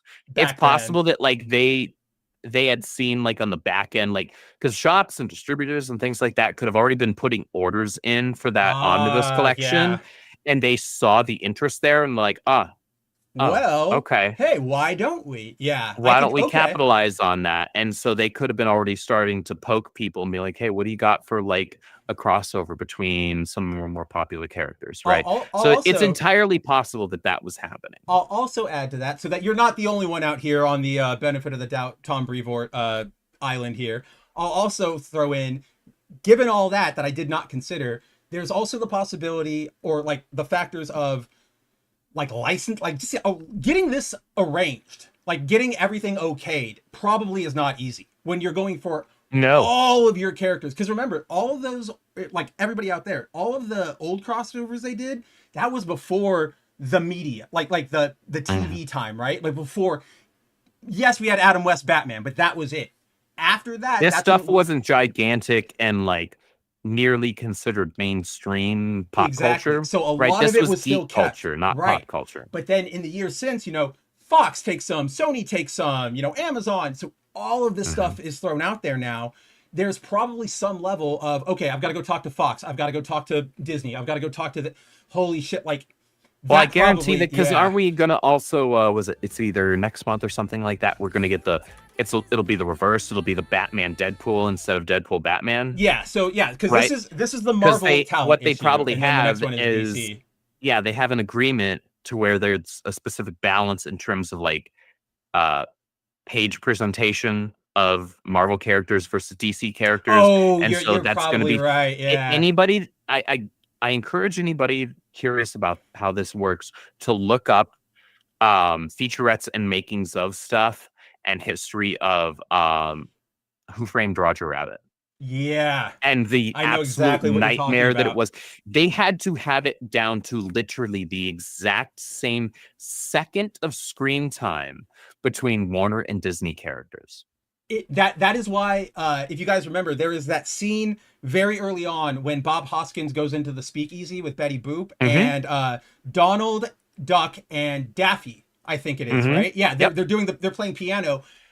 They're like battling pianos, and they're doing it and they're on stage at the same time. And I remember I forget who it is, but somebody, I think it's the director. He's like, we literally did that because we just did not want to fuck. Like, we were tired. We did not want to think of like, what do we do? We were just like, put them on there. We're done. Fine. And I'm like, yep. Yeah. And I mean, we also know, for example, like with Marvel vs. Capcom Infinite, where Marvel was like, you can't show any of our characters losing. Like, there are always these weird rules that happen with this, especially when it's something like this that's meant to, which is very different from how it was back when we had Marvel vs. Capcom 2 and 1, where it was just, well, that was, it was just more focused on the fun. They were just like, yeah, here, fuck it, go with it. There was no think of my market share, think of my, like investors. It was just go for it. So it was dumb. But okay, yeah, I can see that now. I can see it being just a nightmare to arrange, to set up, to get done, especially because you've got lots of big talent in both of these books, on your covers, on your interiors. I mean, for example, you guys can see here, the main story was written by Zeb Wells. And nobody likes Zeb Wells, but Wells is a busy guy. Like, this had to have come right off of his Spider-Man run. So, like, gotta lock him down. And then Capullo, right? We know what happened with Wolverine's Revenge. There's no way he got this book done in a day or two. So, and then, like, you've got Alex Sinclair here. Like, Jim Lee's colorist is doing this. That's Jim Lee's colors. You don't just get him for nothing. Exactly. And so, like, I don't know if you noticed this. Huh. Like, this was super jarring for me initially because, and this speaks to how much an inker and or a colorist can change how an artist's work looks. Because I initially opened up this book and I knew that Capullo was the artist, Yes. but I looked at it and I was like, It looks like Stegman. isn't this a, yes, I was like, isn't this supposed to be Capullo? And I flipped to the credits page and I'm like, yeah, it's Capullo. And then I'm like, who's coloring him right now? Who's inking him right now? And I'm like, oh, this isn't who usually colors him, or this person's color style isn't usually who colors him, right? So it completely changes It how does the work really looks. change it. So It because like looks so different. because like Andrew said, so the very first story here, our actual like Batman Deadpool meeting, it's drawn by Greg Capullo here, but it does very much like it's so it feels a lot like Stegman. Like that's definitely where I had that exact same like double take. Like, wait, I thought this was Capullo. What are we doing with Steg? I'm messing up our graphics here. Hold on. Okay, there we go. Right one. I got it right this time. But yes, it is clearly like the difference in like line weight, in colorists, in all of that stuff. And I think you can see that one of his big strengths or like signatures is he does a lot of cross hatching that like stays, you know, through the line art, through everything. Like his hatching will stay. You can see it down there on like Bruce's eyes. Yeah. Here, I definitely feel like it's the colorist muted it a little too hard. And the like colorist, I think it Capullo's lines feel super softened here. And it's not necessarily to say that's a bad thing, because obviously Alex Sinclair is one of the best colorists in the business. Like, absolutely, you don't get to basically just be Jim Lee's personal colorist by being an average Joe, right? Like you got to be one of the best. You got to have a little something to show, right? You got to have some panache. You got to have something to show for it, for sure. But it really does change how Capullo's lines look. When you add somebody who doesn't usually color his work, it looks completely different. It still looks really good, but it's jarring in terms of like, I was expecting Capullo's work to look a specific way. It looks different when kind of Alex Sinclair is coloring it. Like, oh, do you want a Coke? Yeah, I'll take a Coke. Oh, I didn't expect it to be a vanilla Coke. It's not bad. Right. I was expecting Coke. I'll still drink it, but like for a minute, I need to like readjust my brain to, you know, expectations over what I'm actually like getting. I'm right there with you. But aside from that, our main story here is pretty simple, as you all can probably like guess. It is Deadpool is sent to Gotham to kill Batman, and he first goes to Wayne Manor's, kind of you know, he thought he would rob the place, and then, you know, it's pretty much the typical Deadpool story. He shows up, he's acting really wacky. The other person is sort of like, can you please like get the hell away from me? I did like this little bit here where like he's like, Bruce is like, why did you come here? And he's like, well, I know you millionaire types. You're always a little seedy. You always have somebody you want taken out. I was wondering, do you have a job for me? And he goes, I'm not that kind of billionaire. And then Deadpool looks over at the portrait of Alfred, and he's like, then who's that? My butler. Your butler. Okay. Yeah, you're not that kind of billionaire. Cool. And I'm just like, yeah, that's funny. But after that, the bat signal goes up. Deadpool leaves because he's like, oh, I can go find Batman. And obviously Bruce suits up. We get to Gordon over on the roof of GCPD. Deadpool meets him there first. They kind of have this very typical standoff where, you know, hardened cop who doesn't want to take nonsense versus, you know, super weird clown. But Batman shows up. They start brawling. It's actually a pretty fun brawl because we know Deadpool is a good trained fighter, and he's got a lot of weapons, and he's got his healing factor and everything. But this is Batman. And so I love that Batman is just like kind of easily dismantles him. And then in good Deadpool wacky fashion, Deadpool keeps acting like, oh yeah, like I meant to do that. Like, of course that's what I was trying to do. Like, yeah, we knew that. And so again, I know you're not a big fan of Deadpool, but I just have to give a shout out anytime he's not like a giant meme machine. When he's actually written just like a crazy guy. He wasn't a giant meme machine. He was written just kind of like a lunatic. He's a psychopath. So the billionaire jokes were funny. Yeah. Like, and I honestly, a lot of like, the rest wasn't. reading, and here's the thing, like, after reading that, I was like, man, that was actually pretty solid. That was funny. I really hope they don't go for like the super lowbrow, easy, cheap, like internet meme Robin jokes. And I turned the page and they do exactly that. And I was like, really? Okay. Like, I want to talk about that for a second because you are right. Where is that? It is so they're in the Batmobile. Yeah, so I think. They after they brawl, Batman obviously, beats Deadpool to a standstill. They realize like, oh, how do you the Joker's gonna bomb Gotham. How do you stop a madman with another madman? So they team up. Deadpool gets in the Batmobile, and it's here. Batman, he goes, oh, the Batmobile is a little cramped, and Batman says, I work alone unless I have a Robin.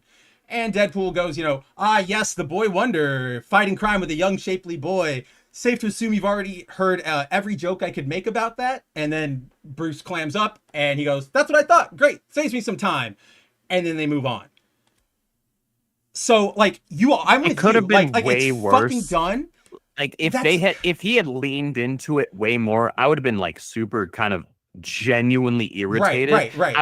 It was more like an eye roll, like it is. Okay, it's a Deadpool thing to acknowledge it. But here's where I'm gonna push a little bit because like I don't necessarily think it's a Deadpool thing. I feel like remember, this book is like normies come in.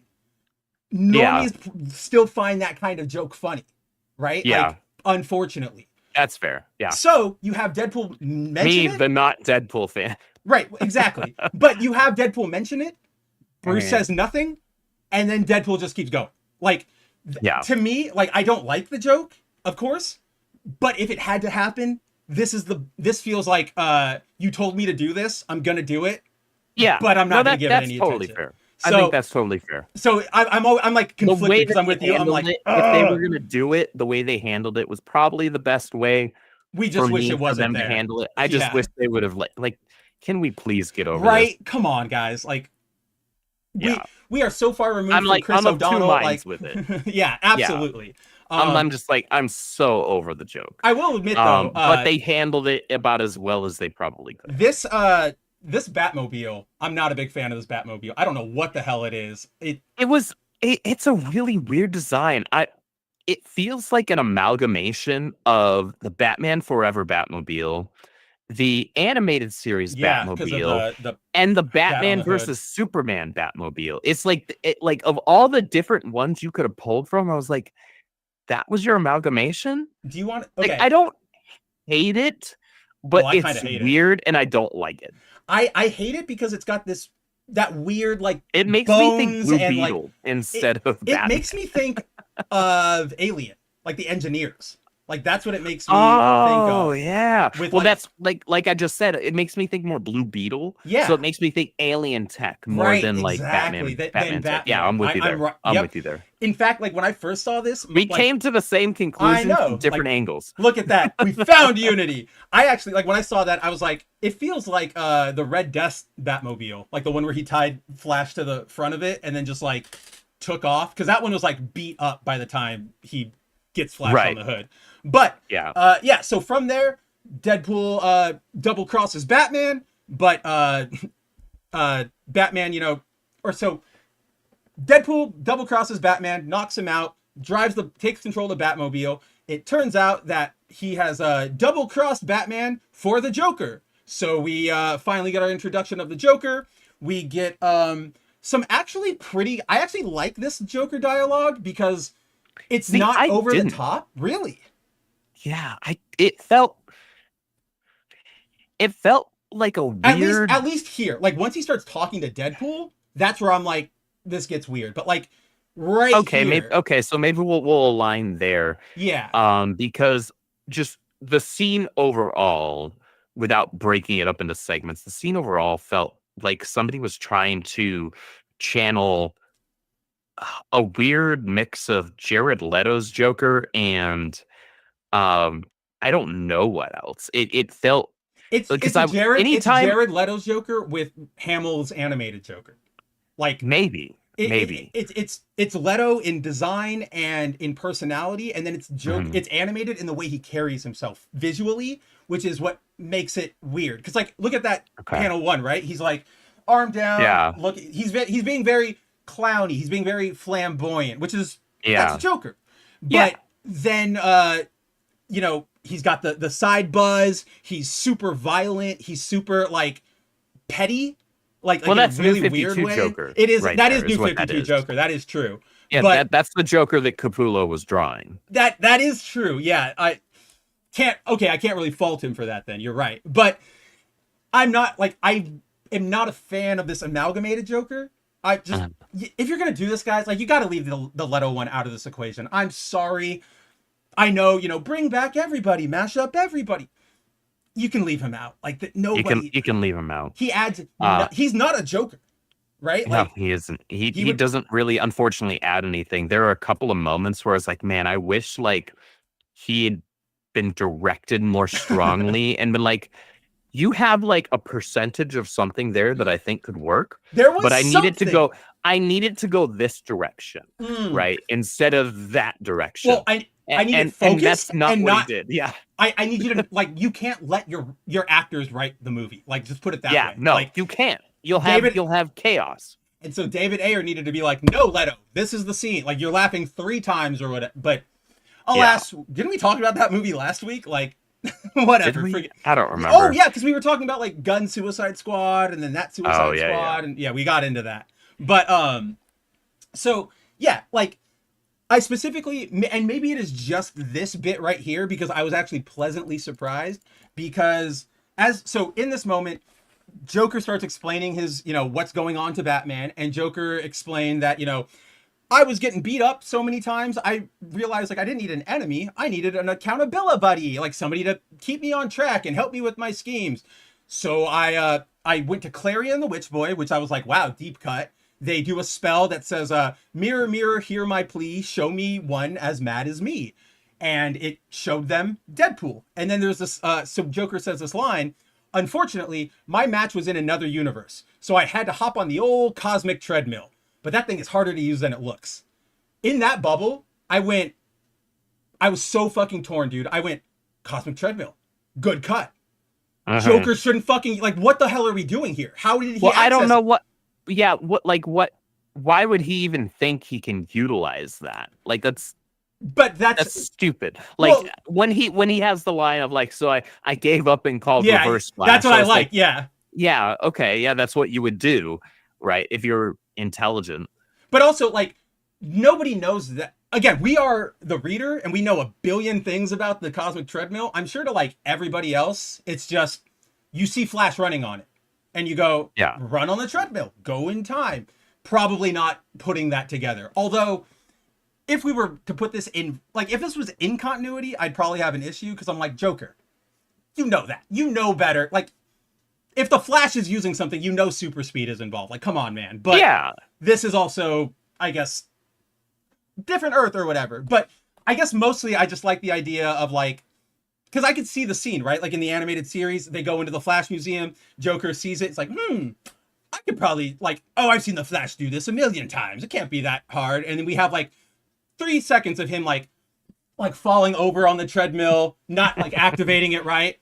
And then like he gets thrown off, and then Harley goes like, put in, and he goes, fine, call him. And then like it cuts, and Thawne is like, are you ready for this? Yeah, exactly. Right. And then whoosh. So I like, you know, good deep cut, and then I really like that they kept it canon, unlike something like DC X Sonic, right? Where they just went off the rails with what Flash lore is. But I'll give them that much. Yeah, right. But yeah, then from here we definitely get, you know, kind of the easy way out, where Batman starts going like, he's crazier than you are, and Joker's like, no, he's not, and jealousy takes over, and this scene to me it's forced.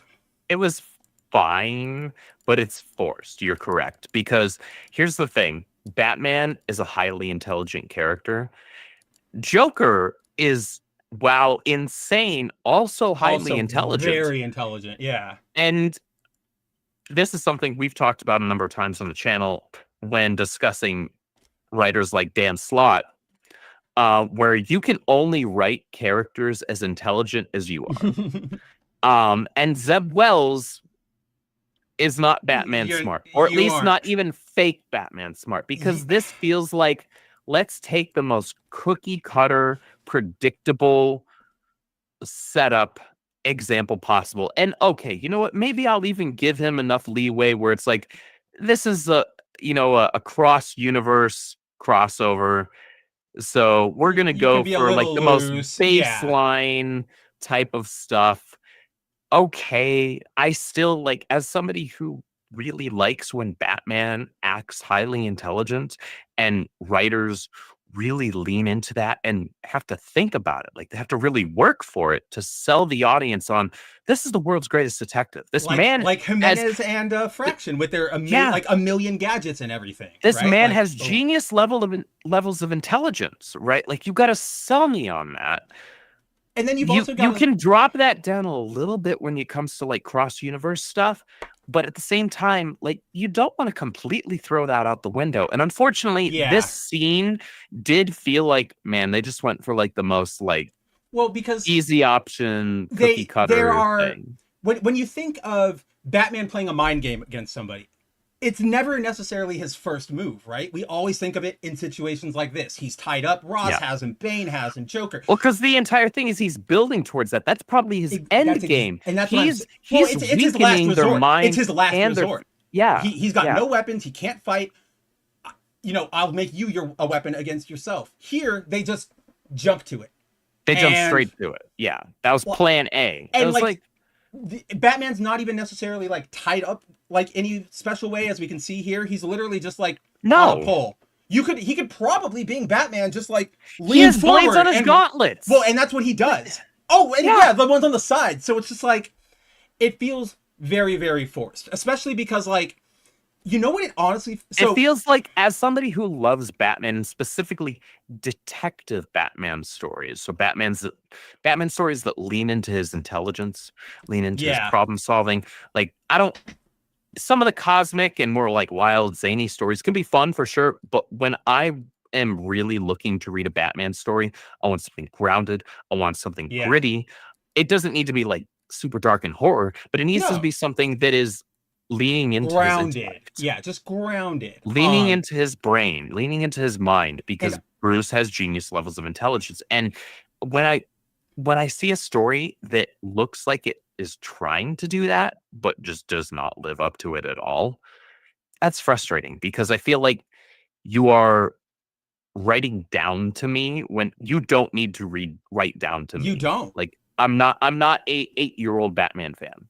Okay. Exactly. And I'm a 37-year-old Batman. And that's the thing. Like, if you're headlining him with Deadpool, isn't that automatically like aiming your book at a like slightly older audience? You're 16. Yeah, you're not aiming this for a preteen audience if you got Deadpool in here. You can do a little creative, like you can get a little heavy or whatever you want to call it. Honestly, this just came to me, dude, because you mentioned, yes, this is Zeb Wells writing it, and I'm trying to lock on like why does this Joker feel so weird to me? And I'm like again, a lot of it is the way they beat him is just by basically saying like, oh, he's more crazy than you, and that is enough to send him down a spiral, which it feels like the kind of like surface level tactics that would work in the Golden Age. Well, in the Golden Age, but this is a fucking take Batman and Joker, swap publishers, it's Spider-Man and Norman. This is a Norman personality from this Joker. Like, not completely unhinged at this point, but still very like contemptible, even though he might be helping Peter or whatever. Like, and that's one of the reasons why he doesn't seem like truly zany Joker either. Because he's so locked in his own vanity. He reads way more like, wow, you just made this entire freaking thing make sense. Yep. Zeb Wells was not writing Joker here. He was writing Norman Osborn. Not even Goblin. He was just writing Norman Osborn. Like even right here. So Joker shakes, buzzers Deadpool's hand and injects him with venom or Joker venom, and he says, "Just a little jag, or just a little gag, an injection of Joker venom. Oh, I know it's not funny now, but give it a moment. I think you'll find it a real gas." Like, even saying that felt like a Norman line. Like my cadence wanted to go into like, "You'll find it a real gas," especially like spectacular. That was one of like I love that you put it that way, because one of the things that I do when I'm reading a comic book and I'm dealing with characters who have very definitive versions of them, I try to read them in that definitive version's voice. I do too. And if the dialogue doesn't work with it, that tells me something's off about the character. Voice. Yep. And so when I was reading this, I was reading it in like kind of like this in between Mark Hamill and Troy Baker Joker. Especially because you love the Troy one, yeah. I love Troy Baker's Joker in Arkham Origins, but Mark Hamill is like the most iconic ever. He is like the Joker, yeah. He is Joker, right? And so I was reading these scenes in that voice, and it just was not working. It wasn't fitting for me, and I was like, "This is off. That doesn't sound like, or doesn't read like Joker. There's something weird about this. Like the delivery, the language that's being used. This feels like a different character." And it feels like somebody who was like, what's a character who's close to Joker, kind of? And you made it make perfect sense there when you were like, this feels like he was just writing Norman. And so I'll take it a step further. He was just like, oh, and we talked about this just the other day on Discord. When a lot of people see Gabi as Peter's Joker, right? Oh, and that's it's not an unfair comparison. Not at all. I think Zeb Wells took it way too literally here and just said, I can just basically give Joker Norman Osborn's voice and call it a day. I mean, that's why the dialogue feels off. I'll take it maybe not further, but add to like the side. Like, to me, that just shows like Wells is not a particularly expansive writer, right? Like, if you can't differentiate two heroes, like or villains, characters, whatever, that's a big problem. I mean, we see that all the time when we go, oh, this person wrote that character like this, yada yada yada. So Wells definitely missed the mark here on this one. Like it I mean, even the Batman of it all, where he's just like, he doesn't freak out, he doesn't panic, he just goes like, I know what to say because I know this enemy and I know how to get into his head. That's Pete, right? He's gonna go, I know Norman. Yeah. Like, okay, Norman, you can kill me, but man, he wrote Batman as feeling more like Peter dealing with an enemy Peter knew he could beat and wasn't really worried about, more than he wrote Batman, because Batman, that was the other thing. Batman felt just like, okay, yeah, Batman's going to be confident, but Batman is also a master strategist and planner. So even though he thinks he's confident in terms of being able to beat an enemy, he's still going to have several contingency plans just in case, because he's not willing to risk that because he doesn't have superpowers. He's just a man in a bat-themed suit. That was actually one of the funny things that I'm glad actually that Deadpool mentioned. He was you actually leaned into the bit that actually works. And I was like, all right, that's kind of funny. Well, back here, because he when he leaves Bruce, like when he's just talking about Batman, he's like, you hear about this guy? Like, he dresses up in a fucking bat costume. Like, is that scary? Like, no, it's like a flying rat. Whatever. Okay, I gotta go. Bye. And then he brawls him here, and he like sneaks up on him, and he goes like, holy shit, like, you're actually terrifying. And he goes like, it works. And Batman goes, I know. I'm like, hell yeah, like, all right, let's go. Like, that's page Batman. Was actually good. That's Batman. That page that page was good. That page worked for sure. And so there were too many moments. Even like that smirk at the bottom too, when Deadpool's like, oh, you're better than me, but I brought toys. And Batman goes like, so did I. Yeah, like, Batman's the master of toys when it comes to comic book characters, so cool. Man. Like, that was good. And that showed a moment of like, okay, so you understand bits, but you're missing the whole. Yeah. And so it's like the difference between Matt instead Fraction. of, yeah, exactly. Instead of being willing to, or maybe it was even a time thing, who knows? Instead of being willing to like dive more into the character in terms of your research so that you could apply that into your script. What you instead did, at least how it reads, is it reads more like he just chose the voice of the closest character comparison and just transposed that onto Boom, Bruce, boom. onto Yep. Batman. And it was like that. I'm a comic book fan, man. Like, you're not going to be able to write Batman with Spider-Man's voice and me not notice. Exactly. Right? Like, it's especially because, like, the way He did everything but the quips. Well, like, exactly, actually, because, like, when you see, like, Deadpool and Spider-Man interact, like, Spider-Man is always sort of like he's past his annoyance, right? Like, he knows Deadpool's a fucking, like, this sucks, but we're, like, this, like, that's my friend. Like, you just got to deal with it. Sorry, guys. Like, he's really into anime. My bad. But Bruce would be more like, shut up. Like, stop. But instead, he's very much like, okay, like, look at your face. And it's just like, it's Spider-Man. It's Spider-Man in the moment with Wade on a mission having to be serious. And it's not that. And it's really, really weird. But from there, we resolve in a pretty simple manner where Joker's about to detonate his bomb, and Deadpool sacrifices himself to hit a giant self-destruct, or not a self-destruct button, it's the detonator that was supposed to be timed. So he blows it up. Batman captures the Joker. He says, Deadpool, like, you're like a crazy person, but you did help. I'll let you go like this one time. Don't let me see you again. And then that's it for Deadpool and Batman. I do like the little bit Deadpool does do, because he's like, hey, like, where am I supposed to go? And he goes, no harm in taking a little peek around the city. And I'm just like, cute. They don't do anything with it, but I'm just like, no, that's cute. Like, all right, I can be behind that. And I did like this joke right here, Andrew, where so when Deadpool knocked out Batman, the Batmobile is a manual, and Deadpool's like, I don't know how to drive. It was like, I don't know how to drive stick. Yeah, and so they come out of the Joker's lair here, and Batman's like, you put a dent in the Batmobile. You can't drive stick. And he's like, what? No, it was like that. Like, what are you talking about? And I'm just like, okay. I got a kick out of that because my car is a manual. Mine is too, yeah. And so I was like, see, because that's actually, for those of you who are of driving age, a fairly easy surface level deterrent for thieves, car thieves, is to have a manual transmission, to have a stick shift, because the vast majority of people today cannot drive it. I learned on a stick shift. My first car was a stick shift. And so, in fact, my first 2 cars were a stick shift. That's a good deterrent.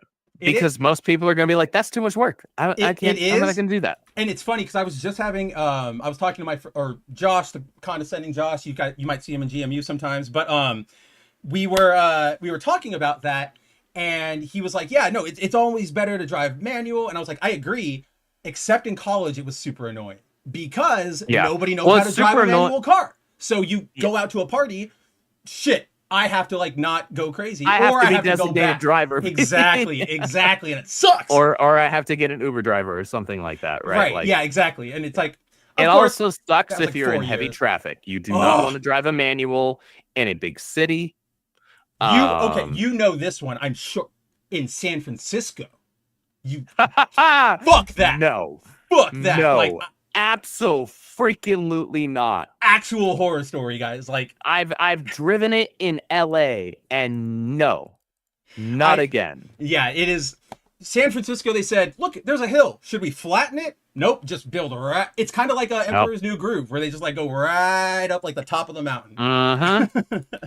But with that, so yeah, we got out of, well, kind of. So that's it with Deadpool and Batman from Wells and Capullo and Sinclair. Like Andrew and I said, there's some, it was fine. It was fine. The art's pretty because Capullo's great, and Alex Sinclair's colors are beautiful. It is interesting to see them teamed up. The side stories are cool. It was weird. It was weird to see them teamed up. It looks good. It's just jarring because it's so different from what I'm used to seeing, both from his pencils and from Sinclair's coloring. Well, I was going to point out, especially like in panel 2 here, that fire billowing behind Deadpool, that's very Sinclair coloring.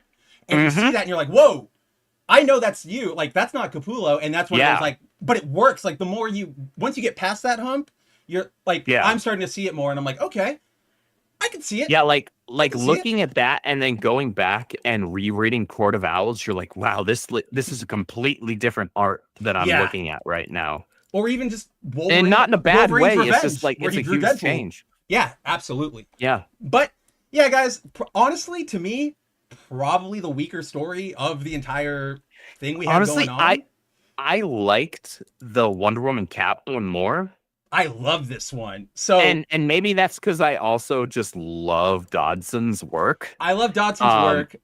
And the pairing of the characters was like, man, I almost wonder if they made that decision because of how similar Captain America: First Avenger and the first Wonder Woman film are.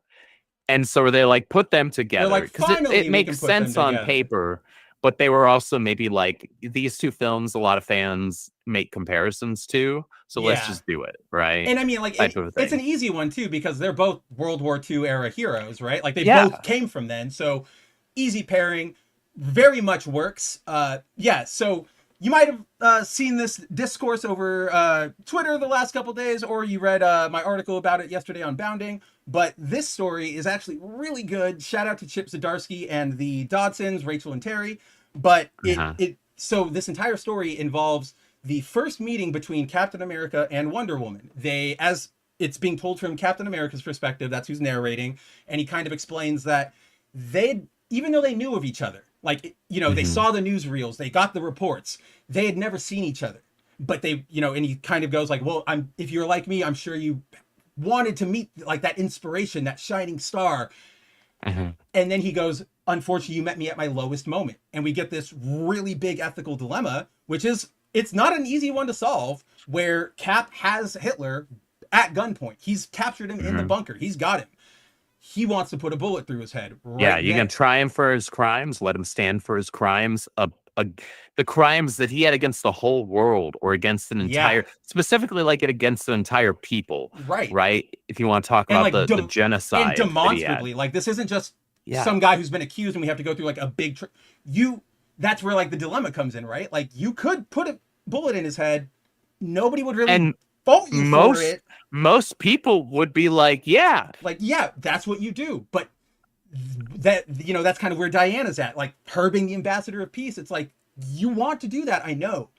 Let him. He had crimes against, not just, because Steve's thing is, he mentions like, you know, his actions resulted in the death of some of my friends. Yeah, that's right. Yeah. And Diana kind of like ups the ante there, is like, but his crimes were against the whole world, and so he needs to stand trial in front of the whole world, not just one man. And like, that's hard. That's heavy, guys. Really hard, right? And that's super honestly, hard. I love I love the Zdarsky and the Dodsons, the way they explore that, because Diana throws her lasso over Steve and just says like, do you truly wish to kill this man? And you can see like pain, like the Dodsons are great at this, like emotion and expression. You can see there's genuine their art is so good. There's like genuine, like, he knows he does, and but he also realizes like he shouldn't, but he's telling the truth, right? So you can see that he's like, I do. But then Diana asks him again, like, is this right? Is this justice? And you can see him like grit his teeth, and he's like, no, it's not. And he throws the gun away. And it's like, wow. Like, again, like Andrew and I said, nobody would fault somebody for blowing a hole in Hitler's head. But what is that really justice? Is that really like, what is that? Does that help anybody? That's personal revenge, not justice. Exactly. And I really like that you highlighted and that bit. And it feels good. Oh, it feels good for sure. And it's hard to fault anybody for it, for sure. But think of like what Diana said, right? That's not justice for all the other millions of people that Steve gets his justice. Yeah. All the world does not. But so from there, I do like this little bit, because it, you know, keeping with real history, Steve throws away his gun. He's like, no, I won't do it. While they're talking about what to do next, Hitler reaches for it, and we all know how the story goes from there. So I really liked all of this, like you and I just went through. It's a really good moral dilemma story with the two. It's a really good moral and ethical dilemma conversation that's had between those two characters. I mean, I even characters that like, you could like, if there are characters to have that conversation with, those are perfect characters. These are those two. Well, I mean, like, Steve, the first line he says to Diana when she walks in, he's like, "You have a sword. What is it for?" And she's like, "That yes, but that's not what." Kind of what they said in the movie. Kind of like, "Yes, I have a sword, but I only use it for like if I have to help. Like I don't just slay people." So yeah, completely like best characters to put it on. Really good moral dilemma, especially at a time of where we are with everybody being so heated at each other. To your point about this being the two best characters, so there's another half to this story, which is that's their first meeting. But then Steve reflects on all of their life together. And this is why I really like this story. This is really the only one that plays with like, we are a shared universe. All the others are which like, was interesting. We're around. And reading this book, you have to really throw out the idea of this being of the DC universe or the Marvel universe being canon in a vacuum. Because you have to realize like the way that these crossover things work, like intra-universe crossovers work, you have to throw out the idea of canon a bit. A little bit, yeah. Right, just because all of these events that they go through here, you're like these characters weren't there, right? In these events. Like clearly you see Superman at the bottom there in panel 3. Superman is holding the original Supergirl there, right? Like that's supposed to be the shot from Crisis and then on there's Infinite Storm Earths, and Hulk and Captain America. Yeah, and it's like we have characters there who were absolutely objectively not there, but you have to remove yourself from that for these crossovers and just like try and appreciate the story that's being told. And the context of the story that's being told, and that can be difficult, and I can completely empathize with that because I'm someone who believes in strong canonicity and adhering to continuity. But when you do cross-universe crossovers, not just in-universe crossovers, you have to understand there's no way to make things perfectly work. It's impossible. So you have to just kind of fudge things and let the fact that you're trying to tell a just genuinely good story do the work for you. And if you do tell a good story, it works and your fans will be convinced. Because at the end of the day, us as, consumers of entertainment, people just want to be entertained, right? At the end of the day, if we're entertained, we're convinced. Well, yeah, I mean, I had no issue with them mashing together. I love the idea. Yeah, I saw these in the back of my mind. I was like, yeah, I know that didn't happen, but man, this story's good. Well, I mean, like, and that's all I cared about. Well, to me, I just see this now as like, there's another universe out there. This timeline exists. It's just not where this actually happened. Yeah, right? exactly. Yeah, totally. And I love it where, Superman and Wonder Woman are there when Steve comes out of the ice. Also, shout out to the Dodsons for being the incredible artists they are, where they made sure Diana looked like her, like, younger version instead of like the older. I'm like, come on, guys, like, you know what's going on. I will say, so good. I will say, Andrew, this did make me like laugh right here. I forget how good they are when it comes to interiors because I'm so used to just seeing them on their covers. At this point, I did laugh. I think this might be a little bit of a miss for me because I know it's supposed to be Superman sad, but this kind of looks like Superman like, all right, we're gonna like, oh yeah, we're yeah, gonna his get rid of this. Expression there. Like, yeah, I'm with you. Yeah, his like, expression is kind of like it's not intentional. I get that, but it's just like all right, we're gonna go get a new one tomorrow at IKEA or something. Right. We're gonna go get a new Supergirl. A better one is coming when Jeff Lubb takes over. Ready? Just right there. And then like we see, I like this. Cap actually, returns the favor where he stops Wonder Woman from killing Max Lord, which is and this awesome. Is how you know it's a completely different universe because Wonder Woman did in fact kill Max Lord. Yeah. And then I love that was one of the whole things leading up to Infinite Crisis. And then I love this bit where if you guys remember Civil War in issue 1, what happens is Steve is up on the helicarrier. Tony and Maria tell him like, it's registration time. You have to do this. And he says, I'm not. And instead of, being arrested or registering, he like jumps out of the helicarrier window, lands on a jet that's like passing by and rides that like away. It's a great scene where he like lands on it and he punches his shield into the cockpit and the pilot says like, holy shit, and he's like, language, son. Like, it's the actual first language joke, and I'm like, that's pretty good. It's the first instance that I'm aware of, at least, of that joke. So if anything, the Russos co-opted it from that. No, I'm shocked. But yeah, here in this universe, he jumps onto Diana's invisible plane instead, which I really like. That's a good. There you go. That's a good mashup.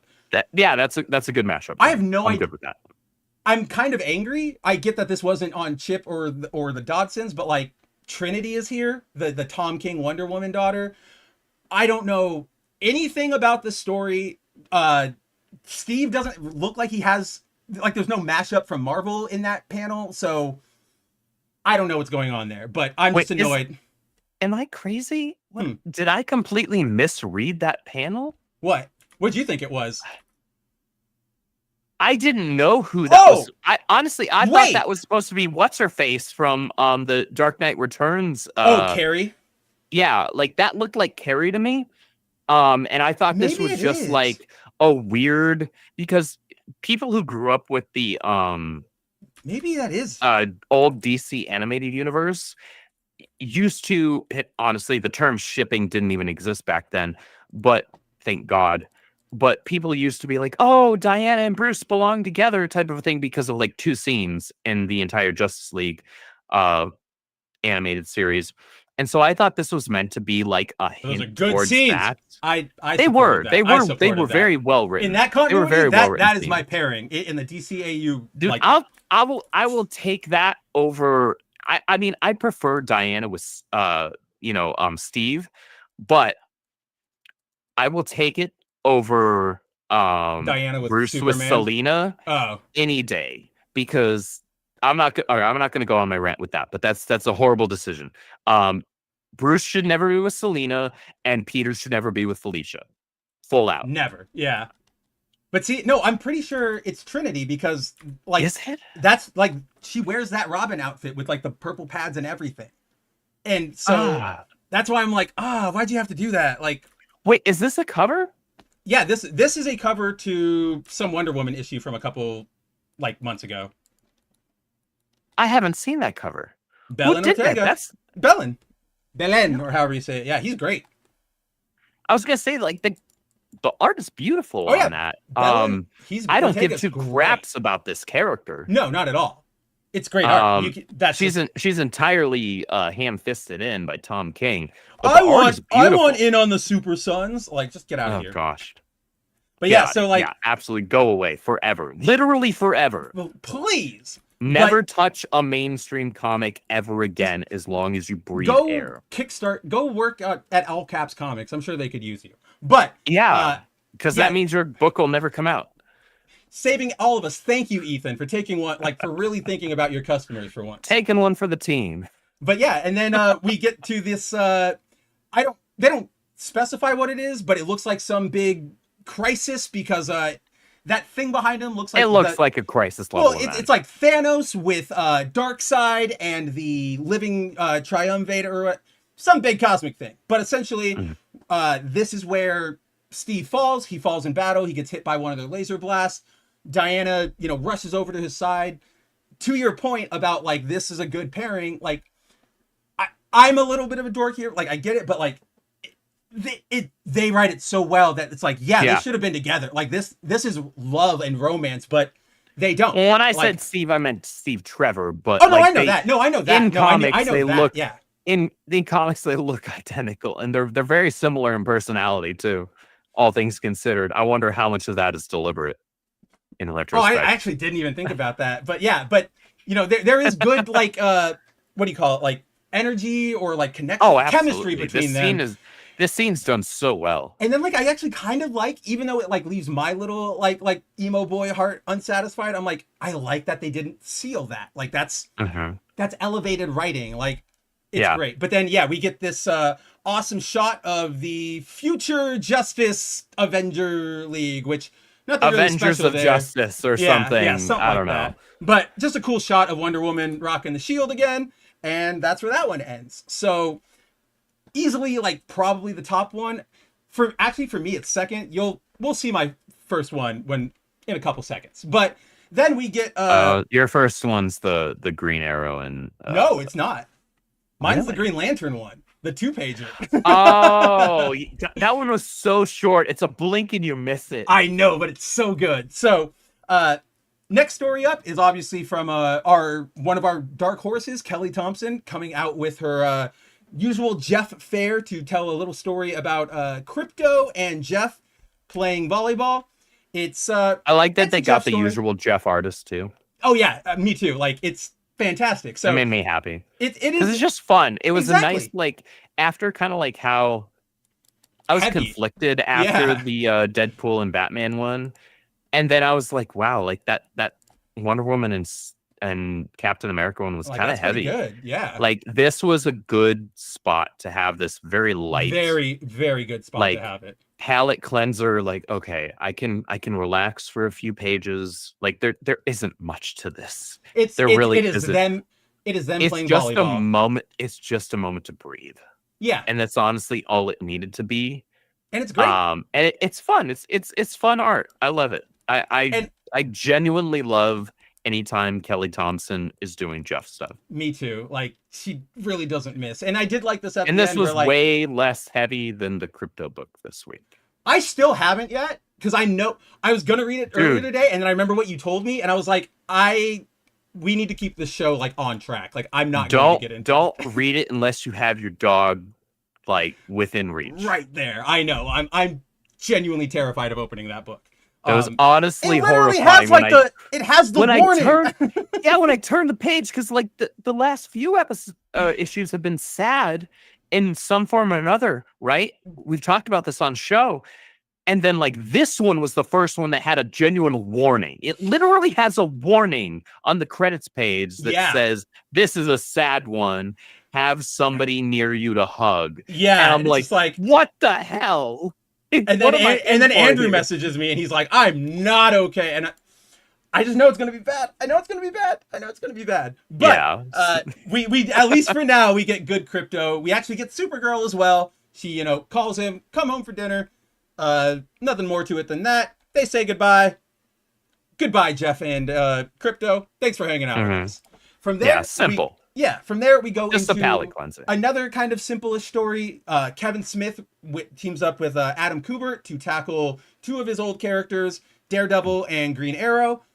It's simple. It is what it is. It's not bad. It's fine. Yeah, it's fine. It doesn't do anything amazing or groundbreaking. It's not particularly clever.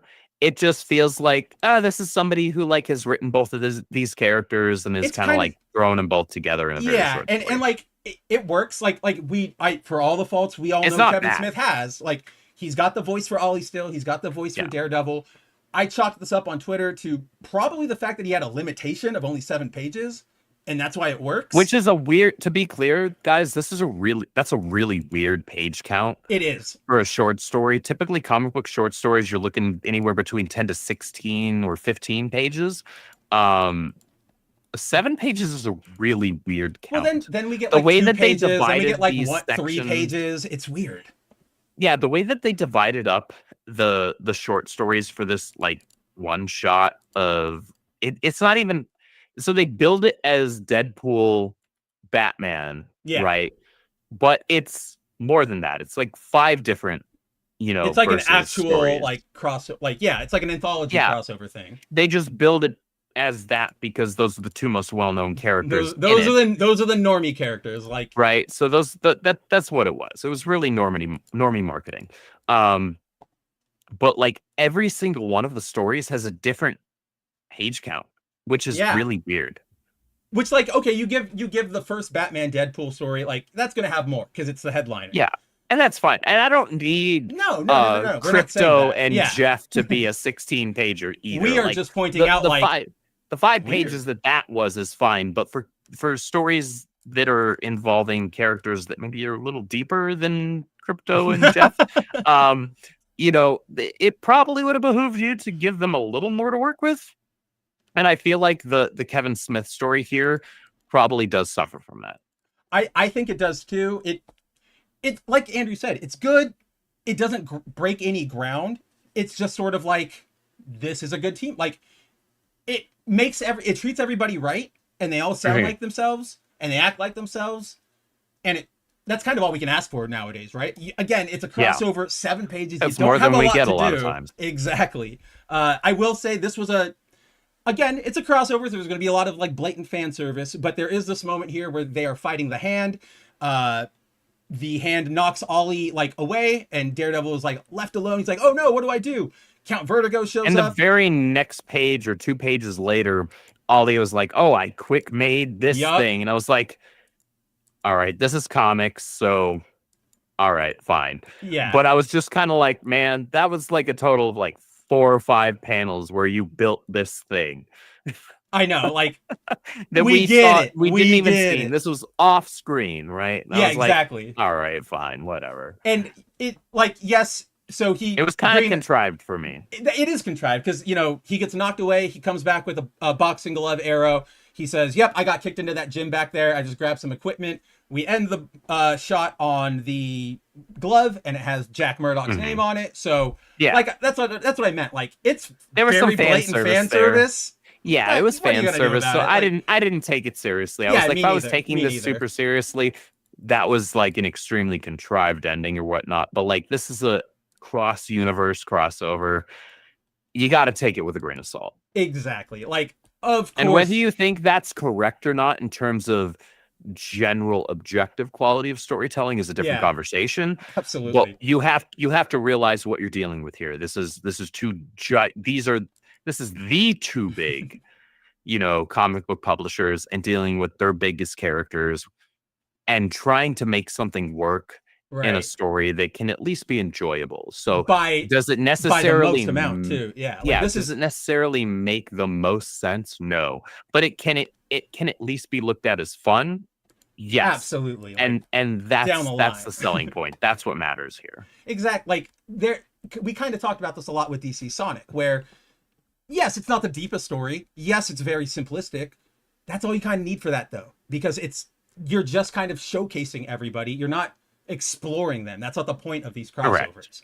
So, then we get into my favorite story here, which is just the Green Lantern one with our boy Dyke Ruin, which I'm so happy that Dyke got to illustrate this one. But 2-page little story here where the Guardians of Oa and the Guardians of the Galaxy decide on behalf of their respective organizations they're going to do a cultural exchange and trade one member goes to the GLs and another to the Guardians. Hal goes over to the Guardians, Rocket goes over to the Green Lantern Corps. We then get this like fun little montage where basically Ganthet keeps showing up and telling Rocket like that's not what you do. That's not what we do. And it's funny because which was funny. Well, and especially because like all of Ganthet's dialogue opens up with like so, and it's clear that like he showed up, said don't do that, and Rocket went so, and he's like you shot Sinestro in the face, and then I loved this part too because then day 2 he goes to a casino with Green Arrow and he's like the Guardian Ganthet's like you're betting your ring at a casino. And he's like, we're searching for the soul of America, classic Green Lantern stuff. And then Ollie just, a moral cancer is killing our souls. And I'm just like, that's so ridiculous. Like, they're just being dumb boys. Like, it's so great. Yeah. But then, eventually Ganthet just calls the Guardians and says, hey, can you come pick up your boy? Like, this isn't working out. And they go, funny you should mention that. We're kind of having some trouble over here, too. And Ganthet goes, what's going on? And Richard Nova goes, what's a parallax? Yeah. And we get that very last shot of Parallax with the Infinity Gauntlet. Like he just beat up the Guardians, he just beat up Thanos, and now he's parallaxing, and that's where we end it. It's also, to me, I actually read further into that line because the initial was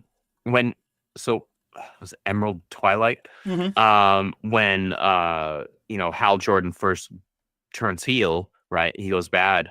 He becomes Parallax, right? That's what he was calling himself. Giving Rocket a freaking lantern ring is insanity. It's so good. Sure. Especially a Green Lantern ring. But so when Parallax was first a thing, it was kind of undefined. It was just Hal Jordan giving himself a new name, right? Jeff Johns retconned that, and I think his retcon for it made a lot more sense. And it worked that way, but it was just two kind of conflicting things that you had to rewrite the past in order to make it make sense. Yeah. And so for me, I read this page as kind of being like, what's a parallax? Well, DC didn't know either at the time, right? Like we don't know what we're dealing with here. We're just, Well, I guess we're making you could Hal emphasize turn bad, right? Well, you can emphasize that more too, because Hal's last line there of the story is "Beware my power." Like he's in the green, like he's clearly like he's riffing on his oath. So even more so there, right? I didn't catch that, but I actually like that now. I like that a lot. The art is beautiful. You know, God bless Daikuron. So good. Forever I will be pissed off that his Flash cover never got a spot foil. That is the biggest missed opportunity in spot foil mainstream comic book covers in history. I will hold to that. No, war crime. Put him in the yeah, hand. actual war crimes. Yeah, this is throw him in the gulag. Whatever animal you want to have in the moat, I don't care. But never enough for this that. was this was a fun story. My only complaint about the story though is that it, unlike the other ones that all felt like they were trying to balance between the two, this one felt like the setup was that Rocket gets the Green Lantern ring, right? Yeah. But Al was the one that gave up the Green Lantern ring, but clearly, at least based on the last page, it feels like he was supposedly supposed to hang out with the Guardians of the Galaxy or something like that. At least that's the way this last page reads, right? Well, no, that's what they say. But we but we don't get anything of Hal until this last panel. And you know what? I get so it feels super imbalanced. I would have loved to have a couple of, even if it was just like 3 or 4 panels of Hal hanging out with the Guardians and there being something going on, right? It felt like we weren't just, because this just felt like it was a Rocket story. A Rocket story. Well, it's a Rocket and Ganthet told story through Ganthet, right? See, and so it was balanced for Marvel and DC, but it wasn't, to me, balanced between the characters who were making like the actual exchange. A tier. Yeah. So I see where you're coming from. I disagree. I think focusing this on Rocket is the right move, because if we show Hal with the Guardians, what are we really seeing there? We're seeing another roguish guy on a space adventure. We've seen him do that a million times. We've seen Peter do that a million times. We've seen Jack Flag and Richard do that. But, you know, you give it to Rocket, we can go to a casino. We can go rob a bank. We can shoot Sinestro. You can play a little more humorous. And since this is clearly more of like a humor story than like a story, I think if you start showing Hal, you're just showing him to show him. And I think this was the right way, where you focus on Rocket, and because now we focus on Rocket. Maybe it's my Hal fanboy we coming see, through. Maybe a little, because then we see, you know, Ganthet calls and we're like, oh, that's so funny. It's ridiculous. Like, yeah, nobody expected Rocket to be this wild, but nobody expected that from like Hal. Like, that's the joke. Ba-da-da-da-da-da. And then, yeah, end of this timeline, I guess. Okay, fair enough. Until somebody else wants to revive it. Okay. Then we finally get to our favorite story of the bunch. The one that I didn't read. it's 3 pages, guys. It's Frank Miller, Batman versus Wolverine. Doesn't even really make a lot of sense. Like narratively, and it looks awful. Even for Frank, like, it looks awful. Like, it's like I want to be clear. I stated earlier in the show, I do not own a copy of Dark Knight Returns. I have read Dark Knight Returns, and Frank Miller's art in there is way better than whatever the heck I'm looking at here. And I still don't like his art, but it's still a million times better than this. Yeah, absolutely. That's what we're saying, right? Like, put the pencil down. You can sign can sign things, but sign your name and then just go off into the sunset. Like, yes. You don't need to be drawing anymore. You don't need to be doing this. Like, it's just, as far as I'm concerned. And this is what I mean. Like, everybody says like, oh, it's so stylish, it's so creative, and I'm like, are you, like, he's naked? Like, this is the Emperor has no clothes. Am I taking crazy pills? But alas, that's what we got. We got a weird 3, and it doesn't even make sense. Like, they're fighting, and then he like blows up Wolverine, and then Wolverine says like, you know, Batman goes like, are you ready to give up? And Wolverine goes like, yep. You got me this time, but next time I'll get you. And I'm like, what? You guys like regularly like brawl? Like, it's It's really bad. Like, it's what you would draw and write in like your notebook during like a period, right? Like a 1 hour class period in high school. Yeah, I don't know what the heck I'm looking at here. It's not great. But then finally, this is what you didn't see. There is a actual amalgam story at the very end of this book. We get a new amalgam character, Logan and Lobo put together. I know, right? Like, it works. That's silly. If you guys remember, I was telling Andrew this earlier.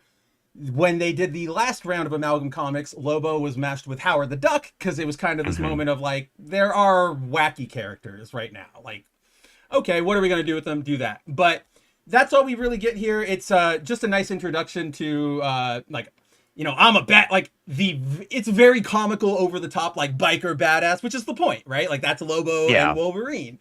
Yeah. So this is mostly a tag for clearly more amalgam stuff. There is, you know, yeah, it ends with a shot of Logo just on his bike, recreating the Lobo #1 cover, or not Lobo, but the Omega Men cover that he was on. That's what it is. I will point out though, that there at the very bottom there in panel 5, it is Thanos side, because he blows up like a vehicle that's sitting at this bar, and the guy goes, was that my Thanos side copter? And I'm like, I like the idea of mashing you two up. I don't know why you two would be hanging out at like a random bar, but I don't know if I really should think that hard about a 3-page like amalgam story. Like, I don't know if I should be. Yeah, exactly. It's not worth that kind of mental effort. But that is Batman Deadpool Batman. Pretty fun. Honestly, a lot of fun. Batman Deadpool story itself, a little very rough.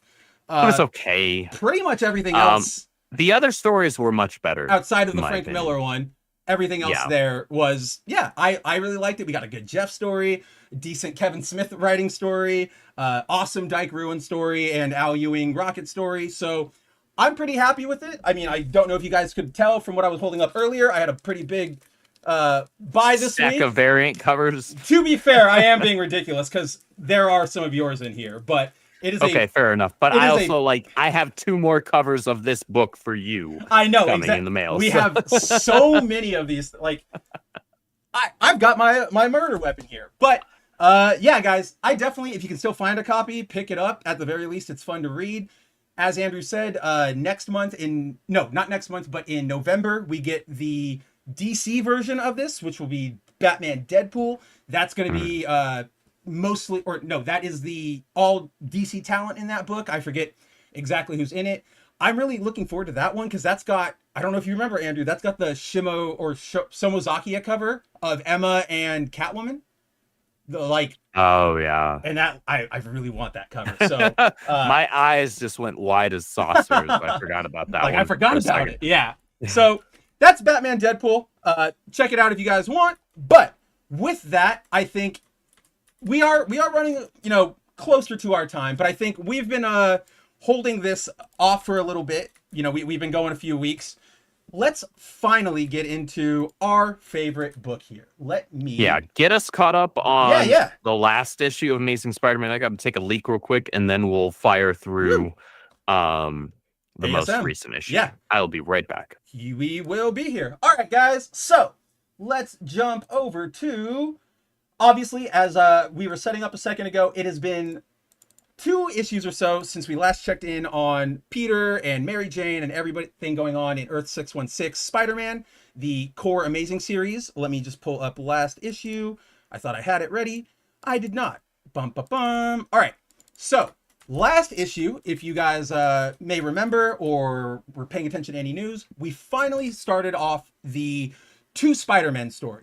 If you guys don't know what this is, the current storyline running through ASM is there are 2 Spider-Men, one on Earth who happens to be a particularly brutal Spider-Man, and a Spider-Man in space who we have been told or has been established as Peter. So basically, as we open this issue, we are introduced to the fact that there is another Peter. And confronting this other Peter is Ben Reilly, because with Spider-Man, with Peter Parker being gone, Ben decides, all right, I'm going to step into his life. We don't know why yet. He is just doing that. He's, living his life. He's taking his job. his home and everything. We don't know why, but that's what Ben's doing. So here, Ben confronts the fake Spider-Man, or the secondary Spider-Man, if you will.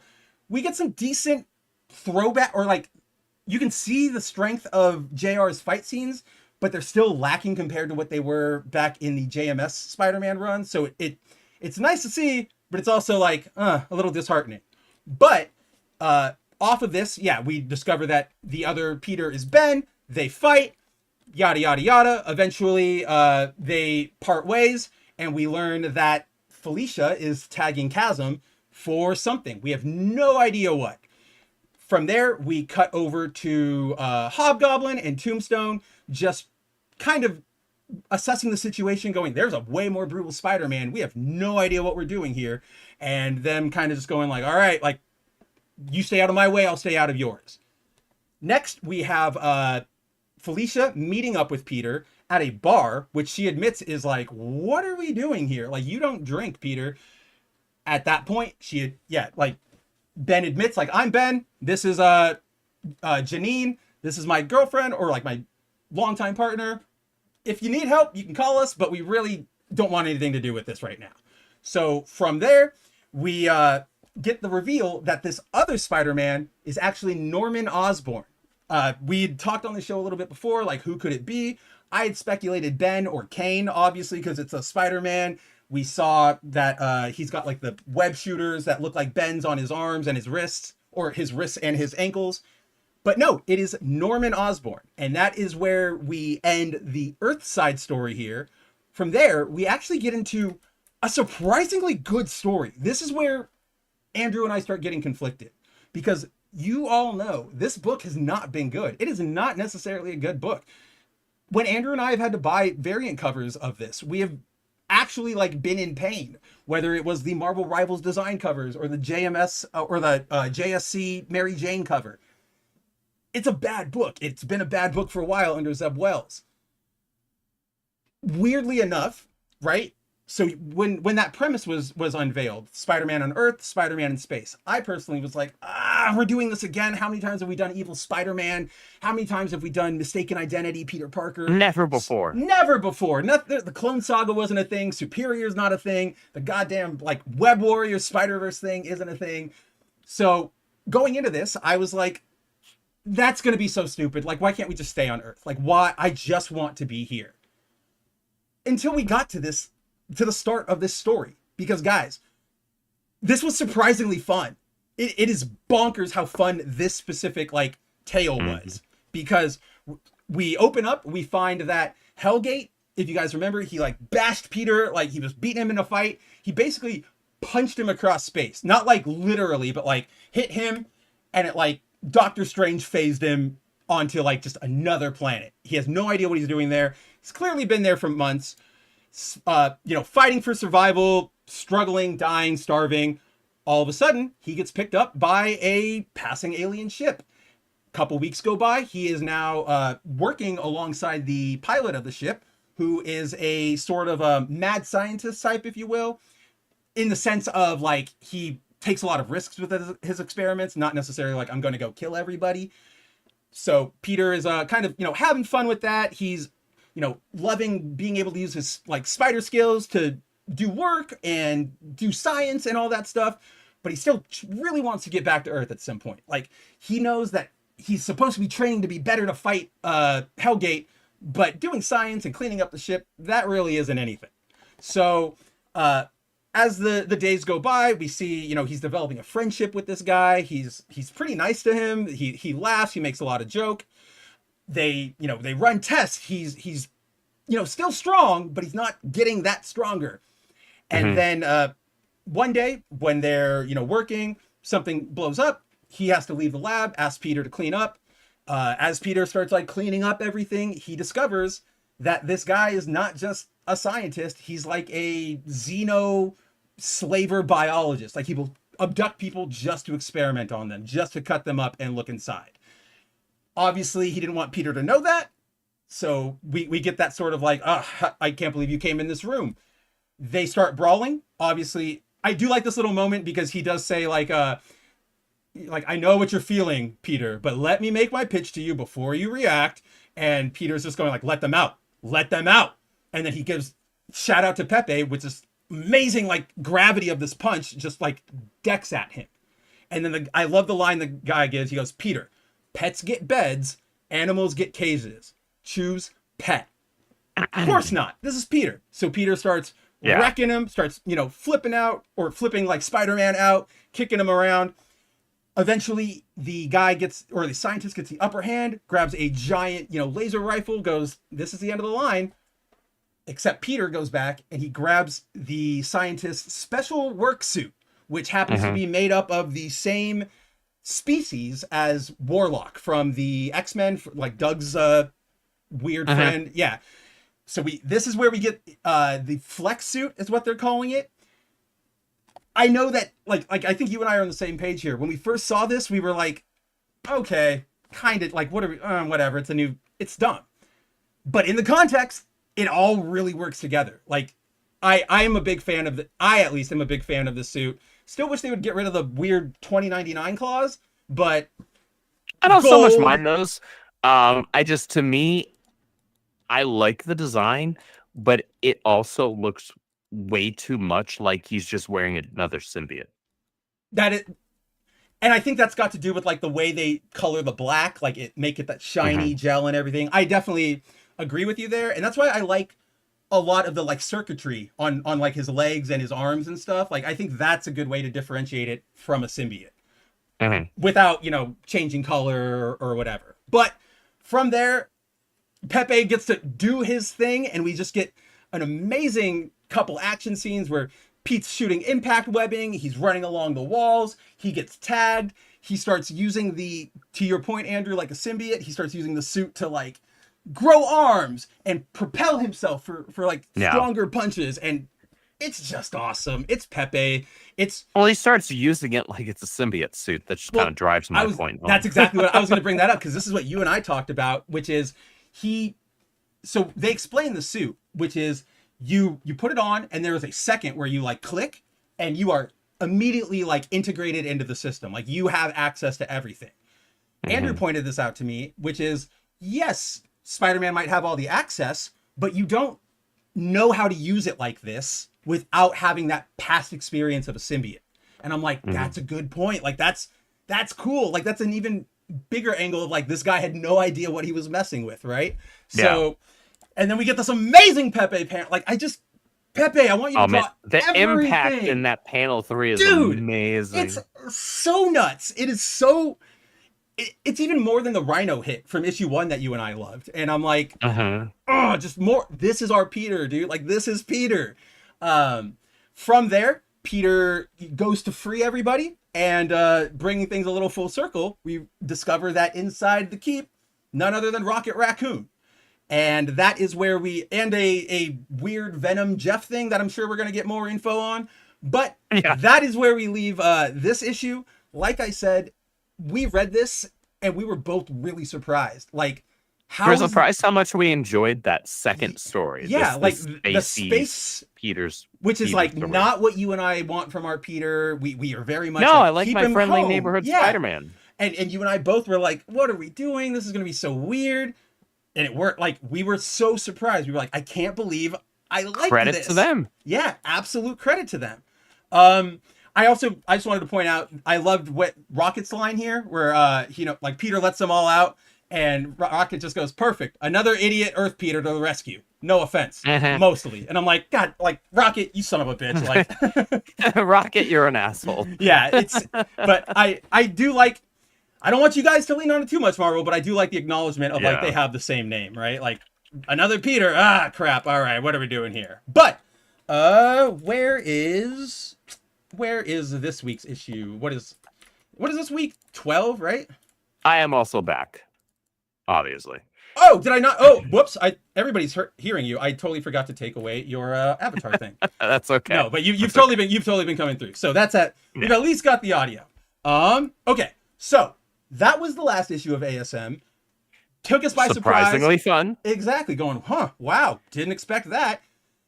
Still with that attitude that Andrew and I carry with a lot of things, which is like, I think you and I are both past like hoping or like expecting anything past what we get, right? Like we Mhm. got Thunderbolts, and we go, we love Kind of a Thunderbolts. case by case basis, Yeah, really, where at this point. back in the day, right? We got Winter Soldier, and we went, can't wait for the next Marvel one. It's going to be Mhm. great. Now it's like we got Thunderbolts. That's great. No idea if the rest of it's going to be great, but I like Thunderbolts. Superman, amazing. Don't know what they're going to do with the rest of it. Have no expectations for the rest of it. So far, I have very low expectations for actually the rest of the coming DCU and MCU. I really do too. I will say they did that. We're not going to detour too hard into this, but there is a camera like filming like behind the scenes footage now. Somebody took with their camera of Millie doing like a fight in a tank, like she's like fighting guys who are in a tank in her like Supergirl costume. Again, it's not a lot, but the movement looks really good. Like I probably want that movie to be good more than I want anything out of the DCU to be good, just because of how big of a Supergirl fan I am. Oh yeah, I'm probably also conversely so concerned because they have Tom King on. It's okay. It's okay. You and I have the same thing. Different character. You have that on Supergirl. I have to deal with them over with the Lanterns. Like that Lantern series. I'm really excited for that. I'm really worried about that one. But too. I'm really worried about that one too. I want it to be good. So exactly. Bad. I know. I'm just. Yeah, I'm concerned, man. Yeah, like it's doing me a concern. We'll see when we get there. But before that, we'll tune into this week's issue of Amazing Spider-Man, which. Again, guys, this is where it starts, like, it keeps getting weirder because we found ourselves enjoying this one too. Like, strangely enough. And we'll even explain. more because just about the whole issue.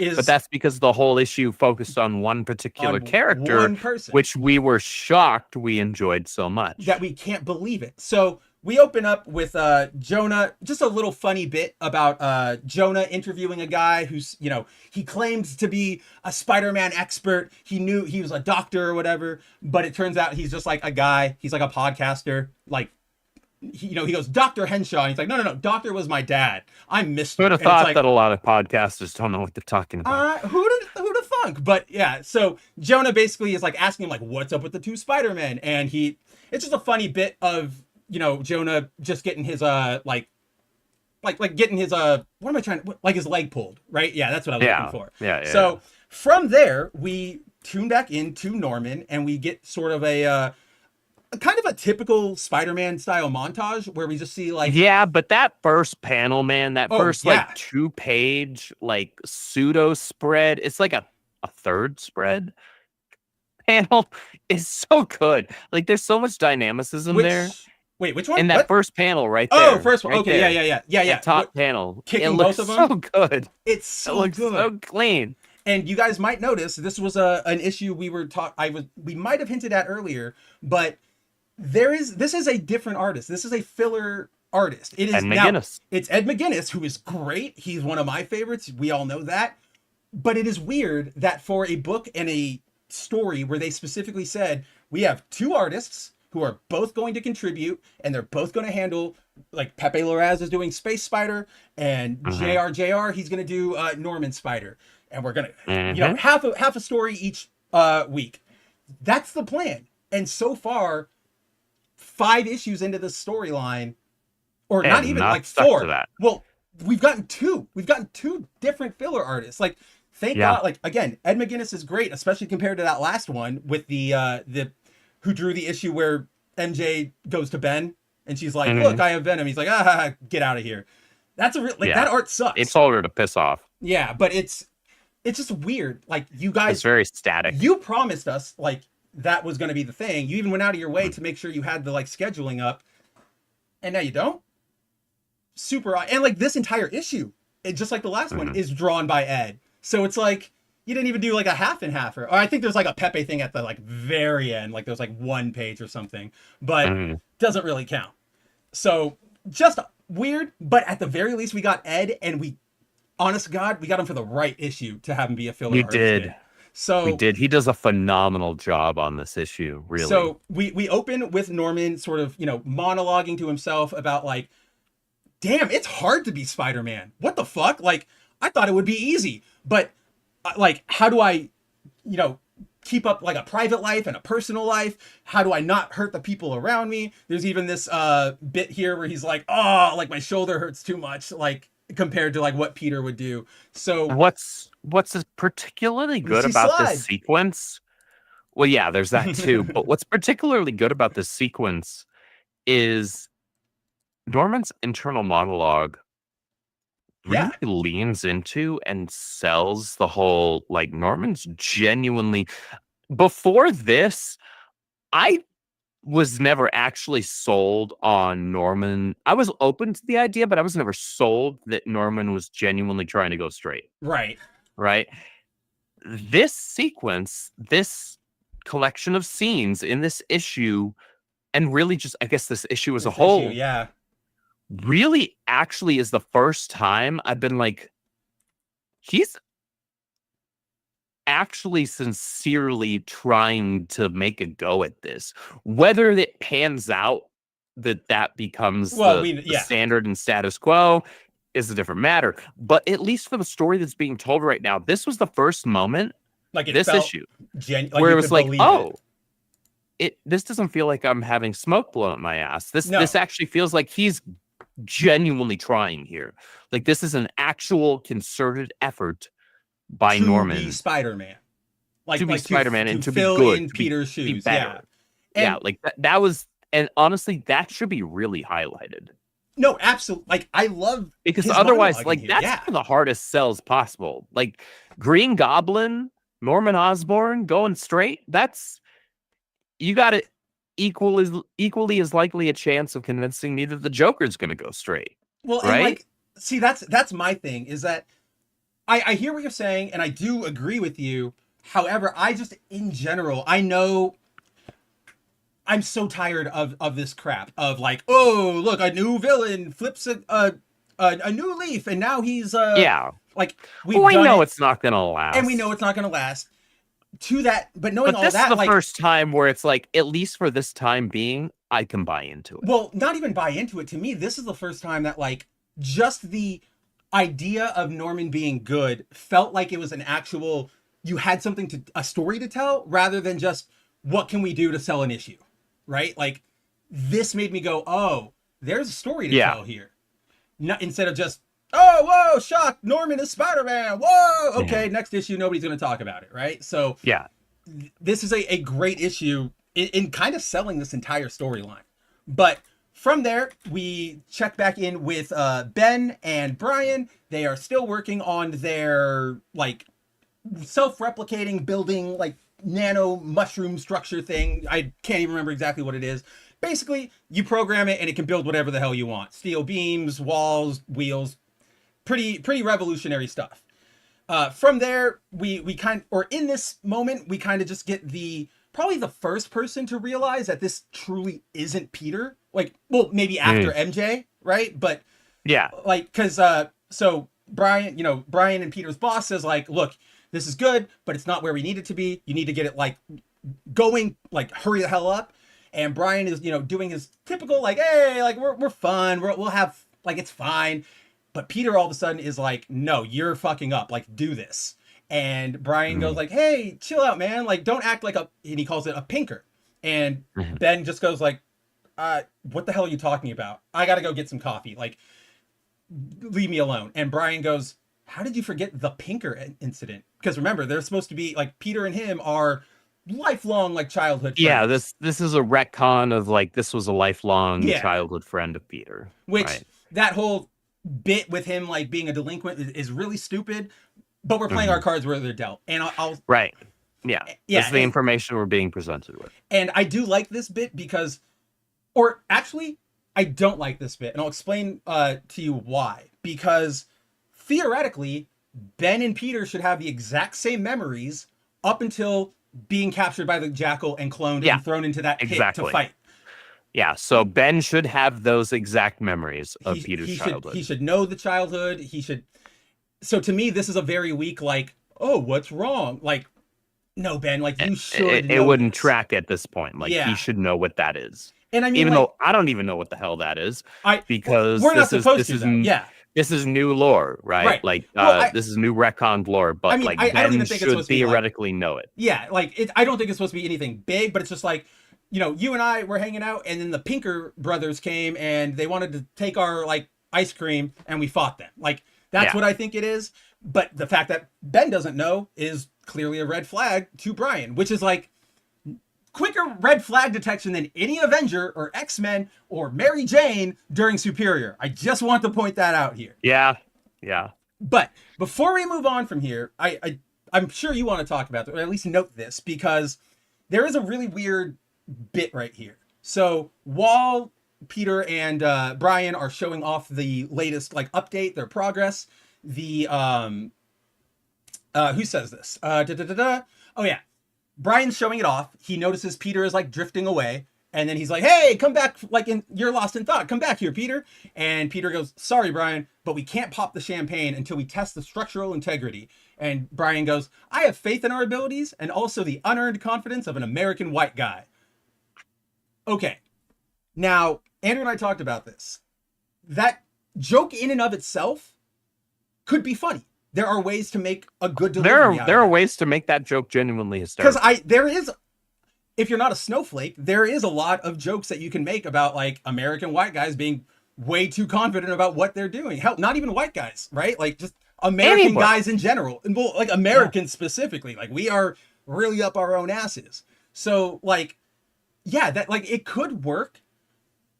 Here's the thing, like it's the delivery, because the delivery isn't even necessarily like Andrew and I didn't walk away from this going like, wow, they're, you know, neo-leftists at it again, you know, just, oh, white man demonization. Like, we didn't walk away from there. We just went, why does this feel so weird? If I was a YouTuber or owned a website that mainly relied on like Substack subscriptions, I'd probably have something along the lines of a title of, Marvel Comics, you know, hates white men or whatever, hates American white men, whatever it. But like, this is just like, I am somebody who can appreciate not only just a self-denigrating joke, because I think it's fun and funny. And if you can't make a self-deprecating joke, you take yourself you've got something. Serious. You take yourself way too seriously. You think you're way too important. Self-deprecation is hilarious. And that includes racial self-deprecation. Like anybody that I know in my friend circles, I have friends who are Asian, I have friends who are various levels of Hispanic, whether it's Mexican or whatever else, black friends, it doesn't matter. Like he's got a black friend. Okay. I do have a black friend. Okay. Every single damn one of them will my boss is black. Will make the most ridiculous self-deprecating jokes on a racial level possible, and it's always hilarious. But that's because it feels organic. It feels like it's coming from a place of just, it's funny, not like forcing a joke in because one person thinks it's funny, rather than like you're a funny person and you're taking advantage of that and applying it to this thing. It very much. This felt just like, man, like you could have made that line actually hilarious, and it could have still meant the same thing. Yeah, you could have still used the same words. You missed the mark. Missed the mark, and instead it just kind of felt like, To me, it weak felt effort.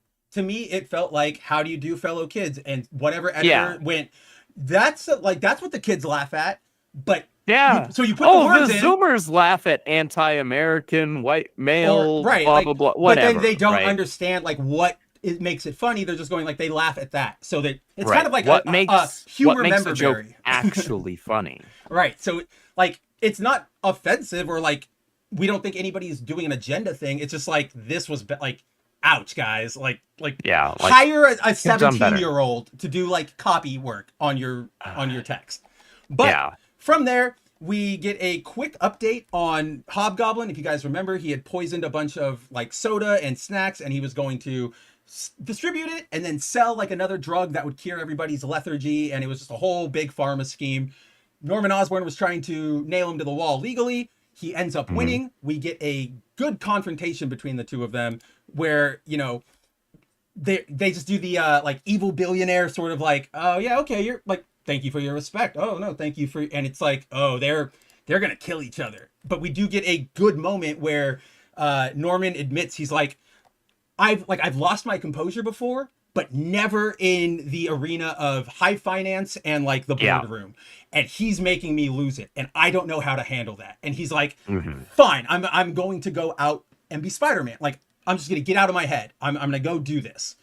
As he starts patrolling, he starts wondering if that's like something that Peter dealt with. And that's what's so interesting about this dynamic, and about like the prospect of Norman trying to fill in temporarily for Peter.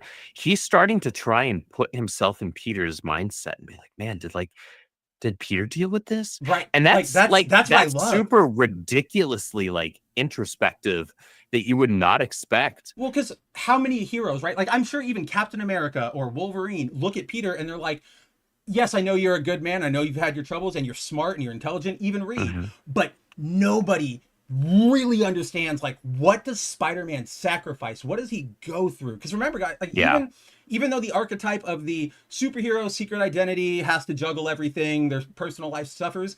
Peter's a completely different beast from all that. Well, he's a completely different beast, and he was the first of it. Like that, he was way different from all the other Marvel heroes, DC heroes because of that. So, like, I love that what Norman says here. He's talking about like the helplessness, like, what do I do? And he says, did Peter just turn that frustration into action, or did he act simply to keep the ghosts at bay? And like Norman like freaks out. It's that realization of like, he's like, Spider-Man's a fucking hero. Like, it's it's the same attitude that like they give Booster Gold, and I love that. It was a really deep introspective moment, and I did not expect it out of Norman Osborn. Also, Norman, like, Kid Osborn, like, hair makes me laugh so much because like they don't know what to do with it. And so like, yes, that is a young kid curly haircut. Yeah.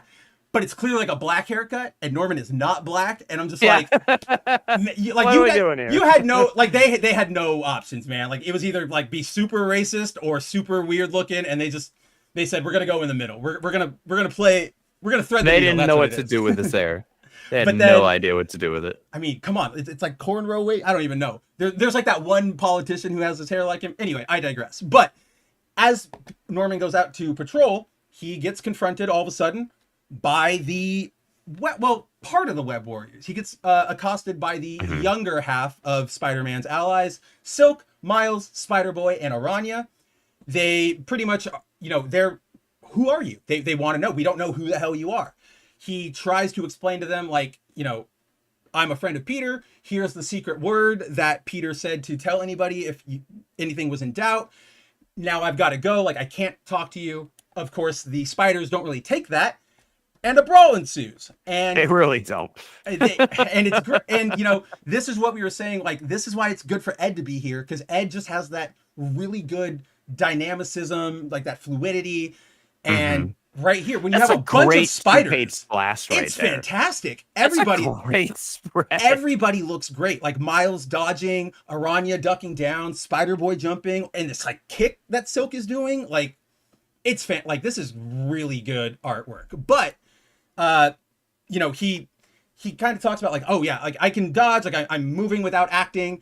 And, he starts getting the upper hand, and he gives this really like awesome line where he goes, I am possessed of a sickening calm, because though outnumbered, my opponents don't realize I have been fighting spiders my whole life, which is just like amazing. That's raw. Like, that's like, fucking yes, raw, you have. Dude. Yes, you freaking have. And remember, guys, like the Goblin Serum doesn't give him powers, so like it made him more unhinged. But all of that skill, all of that combat memory, that's like Norman had to do that. So like like the like super soldier levels of like endurance and strength and durability, that was a Sam Raimi movie thing. 100%. It really was just supposed to make him crazy. Like, that's all it was. Yeah. And that's that osmosis of like reverse adaptation or whatever you want to call it. But yes, it is pure Norman, and it's, again, kind of what you were saying. Like, this is how good it is. Like, I'm finally believing this is a real like setup.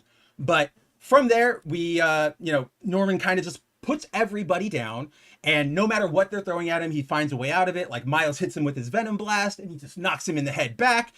He jumps out of Aranya's way, so she socks Miles. And then, he takes down Silk, but then one more spider shows up to the fight. Who else but fucking Spider-Gwen? Dude, this was the moment where I was like, oh shit. Dude, same here. This was the moment to me where I was like, so you have a chance to sell me on Norman's, albeit very highly likely temporary, like change of heart and redemption here, or you're gonna botch it really badly. Or like, I would have even said, like, if this was truly the moment where they like he just snaps her neck here and this is like the return, even that would have felt like bad. Like, there's so much like room to fuck this up, essentially. But somehow Joe Kelly didn't do it. But, you know, Norman, you know, he's going on instinct at this point, and he realizes, like, it's Gwen. And he says, like, how am I here again with her? Yeah. Always her. And he starts, you know, kind of having not a panic attack, but a freak out, you know, oh shit, like Gwen. And he starts like buckling over. But before he lets her go, he drops down to his knees and he pulls off his mask, revealing like who immediately, which is what started this whole fight, right? He's like, I don't want to tell you who I am. But he realizes, like, I'm fighting kids. What am I doing? Yeah, she was the trigger for that. Gwen specifically. I still wish this happened in her old costume, but it, you know, whatever. This new costume is garbage, man. Do not like compared to the old one. It is ass. Like, why would you get rid of the old costume? The old costume. Because how else are you going to sell a number one? How else are you going to sell a number one? I don't care. I know. It was really bad, but. The old costume was perfect. It really was. I didn't even like the character, but the costume was perfect. It's kind of like remember when they gave Ben that new costume when he came back to life, and it like with the hood, and it was awful. And in 3 issues, Peter David went, "Yeah, put the hoodie back on." Like sometimes you land on like the perfect design, and you don't really want to mess with it. Yeah. But from there, the Spider Kids all sort of reach an understanding. Or they basically go, all right, tell us what's going on. Then we close out the issue with Kingsley being approached to pilot some sort of like anti-Osborn robot. I think we're gonna get. Yeah, I'm not quite sure what it is. I think we're getting a twist on the Spider Slayers. Is kind of. I think that's what it is. That's kind of what I was getting as well. The design, maybe it'll take a different artist for me to be sold on it, because as it currently stands, it's kind of just blah. It's not a good design. I don't think that's on Ed or anybody. It's just it's on whoever initially designed this bot, whether that's Ed. Yeah, whoever the concept artist was for that robot. This isn't the business. But that's why I think it's a Spider Slayer, because it's got that big face, and that's like you know, Jonah puts his face there, or Smith, and so that's what I think. But that is where the issue ends, guys, and can you not hear the surprise in our voice? Like, even though we understand the stuff and recognize, with Norman is genuinely interesting. Even though we recognize, like, this is dumb, it's temporary, okay, yeah, yada yada yada, shock and awe. It's like, take this in a bubble, or maybe even transplant this story 20 years ago. You've got something here, right? Like, I actually saw somebody on Twitter talking about how, like, the Gold Goblin stuff could have been sold so much better, about like, I'm trying to be better and a hero, if he because in the series as it is, it's just like a 5-issue mini where he like fights somebody and wins, like it whatever. But they were saying, like, have him truly go for the redemption, and he goes to find Mayday, and he has to sacrifice himself to save Mayday, remember, because he gave baby May away. So I'm like, could have been cool, put the story 20 years ago, we might have had something. But I don't know, guys. I'm kind of excited for Amazing Spider-Man. It's weird. I'm kind of invested in this, like, Norman filling in for Peter stuff. I'm invested in this. I'm invested in Space Peter. Like, I don't know what's happening anymore.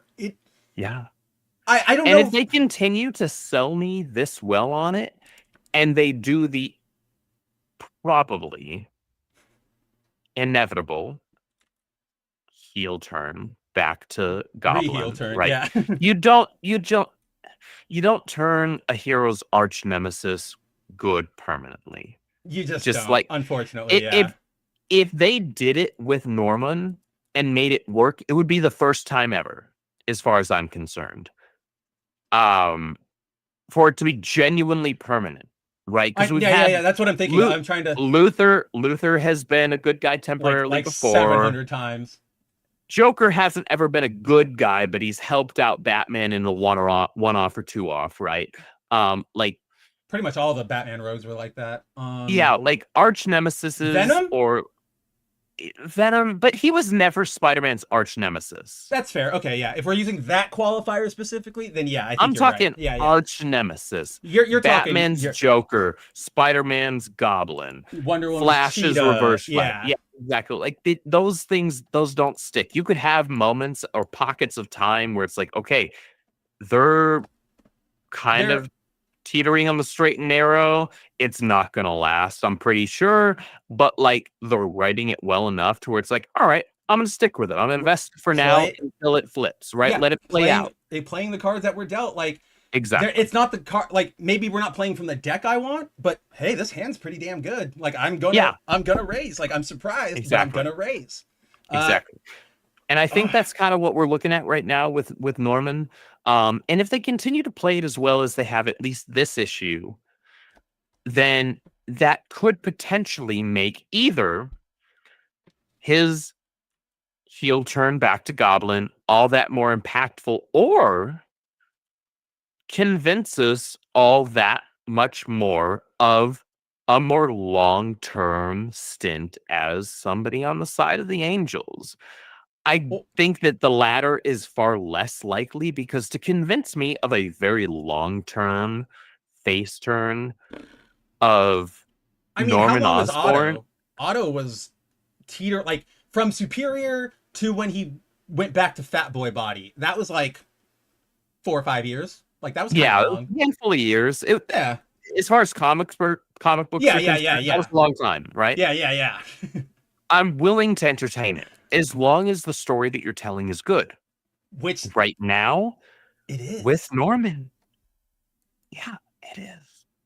So I'm here for it as long as the story that they continue to tell is good. Okay, let's see what you got. I'm even in for that Ben bit, especially after that diner meeting with Felicia, where yes, we all thought Ben was just going to be like a dick, but he goes like, "Look, I'm not Peter, but if you need help with anything that bad, you know how to call me." And I'm like, that's interesting. What could that be? Like, what do you do? Like, that's not Ben. Like, what is happening here? So, and he was clearly outing himself as, I'm not Peter. Yeah. Right. Oh, yeah. Well, he went full chasm. Yeah. He got his eyes and the sword. So it's all over the place. But I'm actually having fun with the Spider-Man book again, and it's crazy. I mean, a Spider-Man book that isn't Ultimate Spider-Man, right? I even laughed seriously. I laughed at a joke, like 2 jokes in here involving a C-list character, involving Spider-Boy. Because when all the spiders appear, Spider-Boy goes like, yeah, thanks for being D-tier, fake Spider-Man, so I can play too. And Aranya's like, Spider-Boy. And he's like, sorry, that's mean. C-tier. You're gonna let the big kids talk now. And he's like, oh, okay, I'm sorry. Because he's only like 10 or 11. But then, like, shut up, kid. Nobody actually likes you. But then I did like this bit back here where right after he takes off, like Norman reveals himself, everybody's like, and he's just like, is he famous or something? And he's like, I'll tell you later. And it's funny. It's not like the greatest joke ever, but it worked for me. And I also I just wanted to point out, they did the right thing where they didn't involve any of the elder spiders in this moment, like Spider-Woman or Kane or Chasm or what have you. He rightly picked the younger, more experienced crew. Like probably Silk is the best fighter there. Like probably maybe Miles, depending on if I want to be nice today, but probably Silk. So I'm surprised, man. Like this book I'm finally enjoying it. And this issue was the first time in this run that we were like, wow, I'm enjoying this book. That's crazy. It took 12 issues. It took 12 issues, and this is the first time in 7-8 years that it's actually been okay. But we could not have cared less about the prior 11. Well, okay, we liked the second half of issue 11. Well, yeah. But the first 10, and I was open to the premise of Norman filling in. You were, yeah. But I needed to be sold on it. I was like, interesting premise. You got to convince me. I think you and I were on the same place, but prior 10 issues was just the The prior 10 issues was like, I don't care. I Like, don't what care are we about doing any here? of this. What are we doing here? I don't care about Hellgate. Who the hell is Hellgate? I don't care. And again, this is what like we always talk about. Like, this is specific to me, I know, but that JMS Spider-Man run is my favorite. So when you reuse the fucking, like, Peter, what have you been doing all your life scene? I'm going to know, and it's so obvious. Like, yeah, you're just reusing scenes and themes from that prior run. So dumb, so bad. But whatever is happening, we're out of it. I don't know what's going to happen though, Andrew, because this does also get affected by Age of Revelation when that starts. So does it really? Are we wrapping in one issue? Are we wrapping this in two? I don't know what the hell is going on, but at least we got these 2 fun stories out of it. These 2 issues were fun for what they were. Enjoy it while we can, I guess. Yeah, exactly. Yeah. Well, we did enjoy it. And yeah, we did. We'll see if we enjoy the next issue. But with that, guys, we have been going pretty long tonight. We had a lot to talk about. Obviously, big crossover book, big event, and then it's Spider-Man. If it's not a Spider-Man, it's going to be a Flash, and we're going to talk for hours. We were nice to you, and we didn't talk about Absolute Flash. We'll hit that next month, but we decided to be nice. But with that, guys, Andrew, what do you want to tell the folks? Where should they find you? What should we be pimping right now? 3 quick points. Tomorrow night at 11 p.m., that's when the pre-order windows close for Horseman #2 and the definitive ISOM collected edition, which is basically all 3 issues of ISOM's first arc. So it's the ill-advised collection, essentially. You can think of it as all in one kind of streamlined volume. Obviously pretty standard stuff for comic books, except for like our individual issues are just longer than usual, monthly floppies. Oh, yeah. But it's the best way to read that arc because it's completely remastered colors, because while Gabe Altaib did a great job on ISOMs 1 and 2 when we brought on Sebastian Chang, who, by the way, he's not a nobody. He colored this run on Batman Beyond. It's like the only good Batman Beyond run. That's not directly tied to the DCAU. Correct. Yeah, that's not just literally a comic book adaptation of the animated series. Well, no, because remember they did for a while. It was like Teen Titans comics or whatever, and it was like extra news stories in that continuity. Yeah. Like they did one for Batman Beyond, and they're fine. But it's like you can't really they're screw okay. that up. Yeah. You can't screw it up. They're for kids. It's hard to mess it up. Yeah, for sure.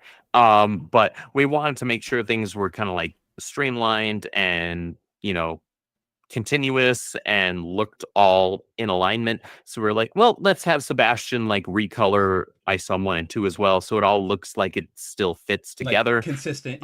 Yeah, consistency was important to us there, and it looks great. It's the best the books have ever looked just by way of it being consistent. So check that out again. And this one has all the the tune-up versions, right? Like the remastered. Yes. Yeah. So any typos that we missed in the first 2 issues, that only you guys do. I'm glad you're finally taking responsibility for only your issue. You know what? The RIPPAVERSE is finally taking responsibility as being the only comic book publisher in the comic book industry to ever produce a book with a typo. We have taken full responsibility for that, and we fixed those in this collected edition. I'm trying to keep a straight face, I promise you. Guys, check it out. It's worth your while. And then obviously Horseman 2. It's Chuck Dixon and Joe Bennett. I don't know what you want. They're 2 top-tier creators. The book is high octane. It's a ton of fun. And then to toot my own horn, Blue Shift Tryouts, my short story debut in Ripazine #5, is still available. That closes September 26th for pre-orders. Yes. I believe we sent it off for printing yesterday, I think is what we did. Dude, it's we're trying. We are trying to have that in hand for SpaceCon at the end of October. Fingers crossed. We'll see, because it's a tight turnaround. Yeah. It's a tight turnaround, and I apparently have to sign copies for the CGC copies. So we'll see how quickly that happens. But hopefully I'll have it on hand for SpaceCon. That'll be a ton of fun. Thank you, guys. Thank you so much for everybody that supported that. I'm a newbie in this, but I'm a longtime comic fan, a longtime storytelling fan, and I hope that shines through in my short story. Jason Griffith, my favorite Sonic the Hedgehog and Shadow the Hedgehog voice actor, voiced my character that I created, Zephyr Arland, in the trailer. Check that out on our website. Check it out on our YouTube channel. Thank you so much to everybody that supported us, and then thank you to everybody who just supports indie comics in general. Absolutely. Because I know it's important. Vaughn's Phenomenova's been doing great. Dude, he's been Deathstroud doing did awesome. fantastic. So blowing up, definitely blowing up. Absolutely. You love to see it. So yeah, guys, Absolutely. check out all the Rippaverse stuff. All the links are down below. You can follow me and Andrew on our social medias. Links also down below. You can hang out with me tomorrow on Good Map Ugly, where wow, I'm finally losing my ability to talk. But as we all know, Fridays, come hang out. You had the ability to talk before? Well, I mean, not well, but I had it. So yeah, tomorrow, hang out with me if you want. You all know where that is. But until then, go out, read some fun comics. Go see if you can hunt down an issue of Batman Deadpool at this point. And yeah, I think we will see you next week. Take it easy. Absolutely. Thank you, Never before have we had greater face a complex, rapidly changing world. Think of it a moment. It is a world in which supersonic speeds are commonplace. It is a world that has seen the coming of the atomic bomb. It has seen the rise of the total state, the dictator, and the mass man. It is a world of new sensations, new excitements, new distractions. So much to be learned by so many in so little time. And I suppose you're here with no agenda, as per usual? On the contrary, I'm here for comics.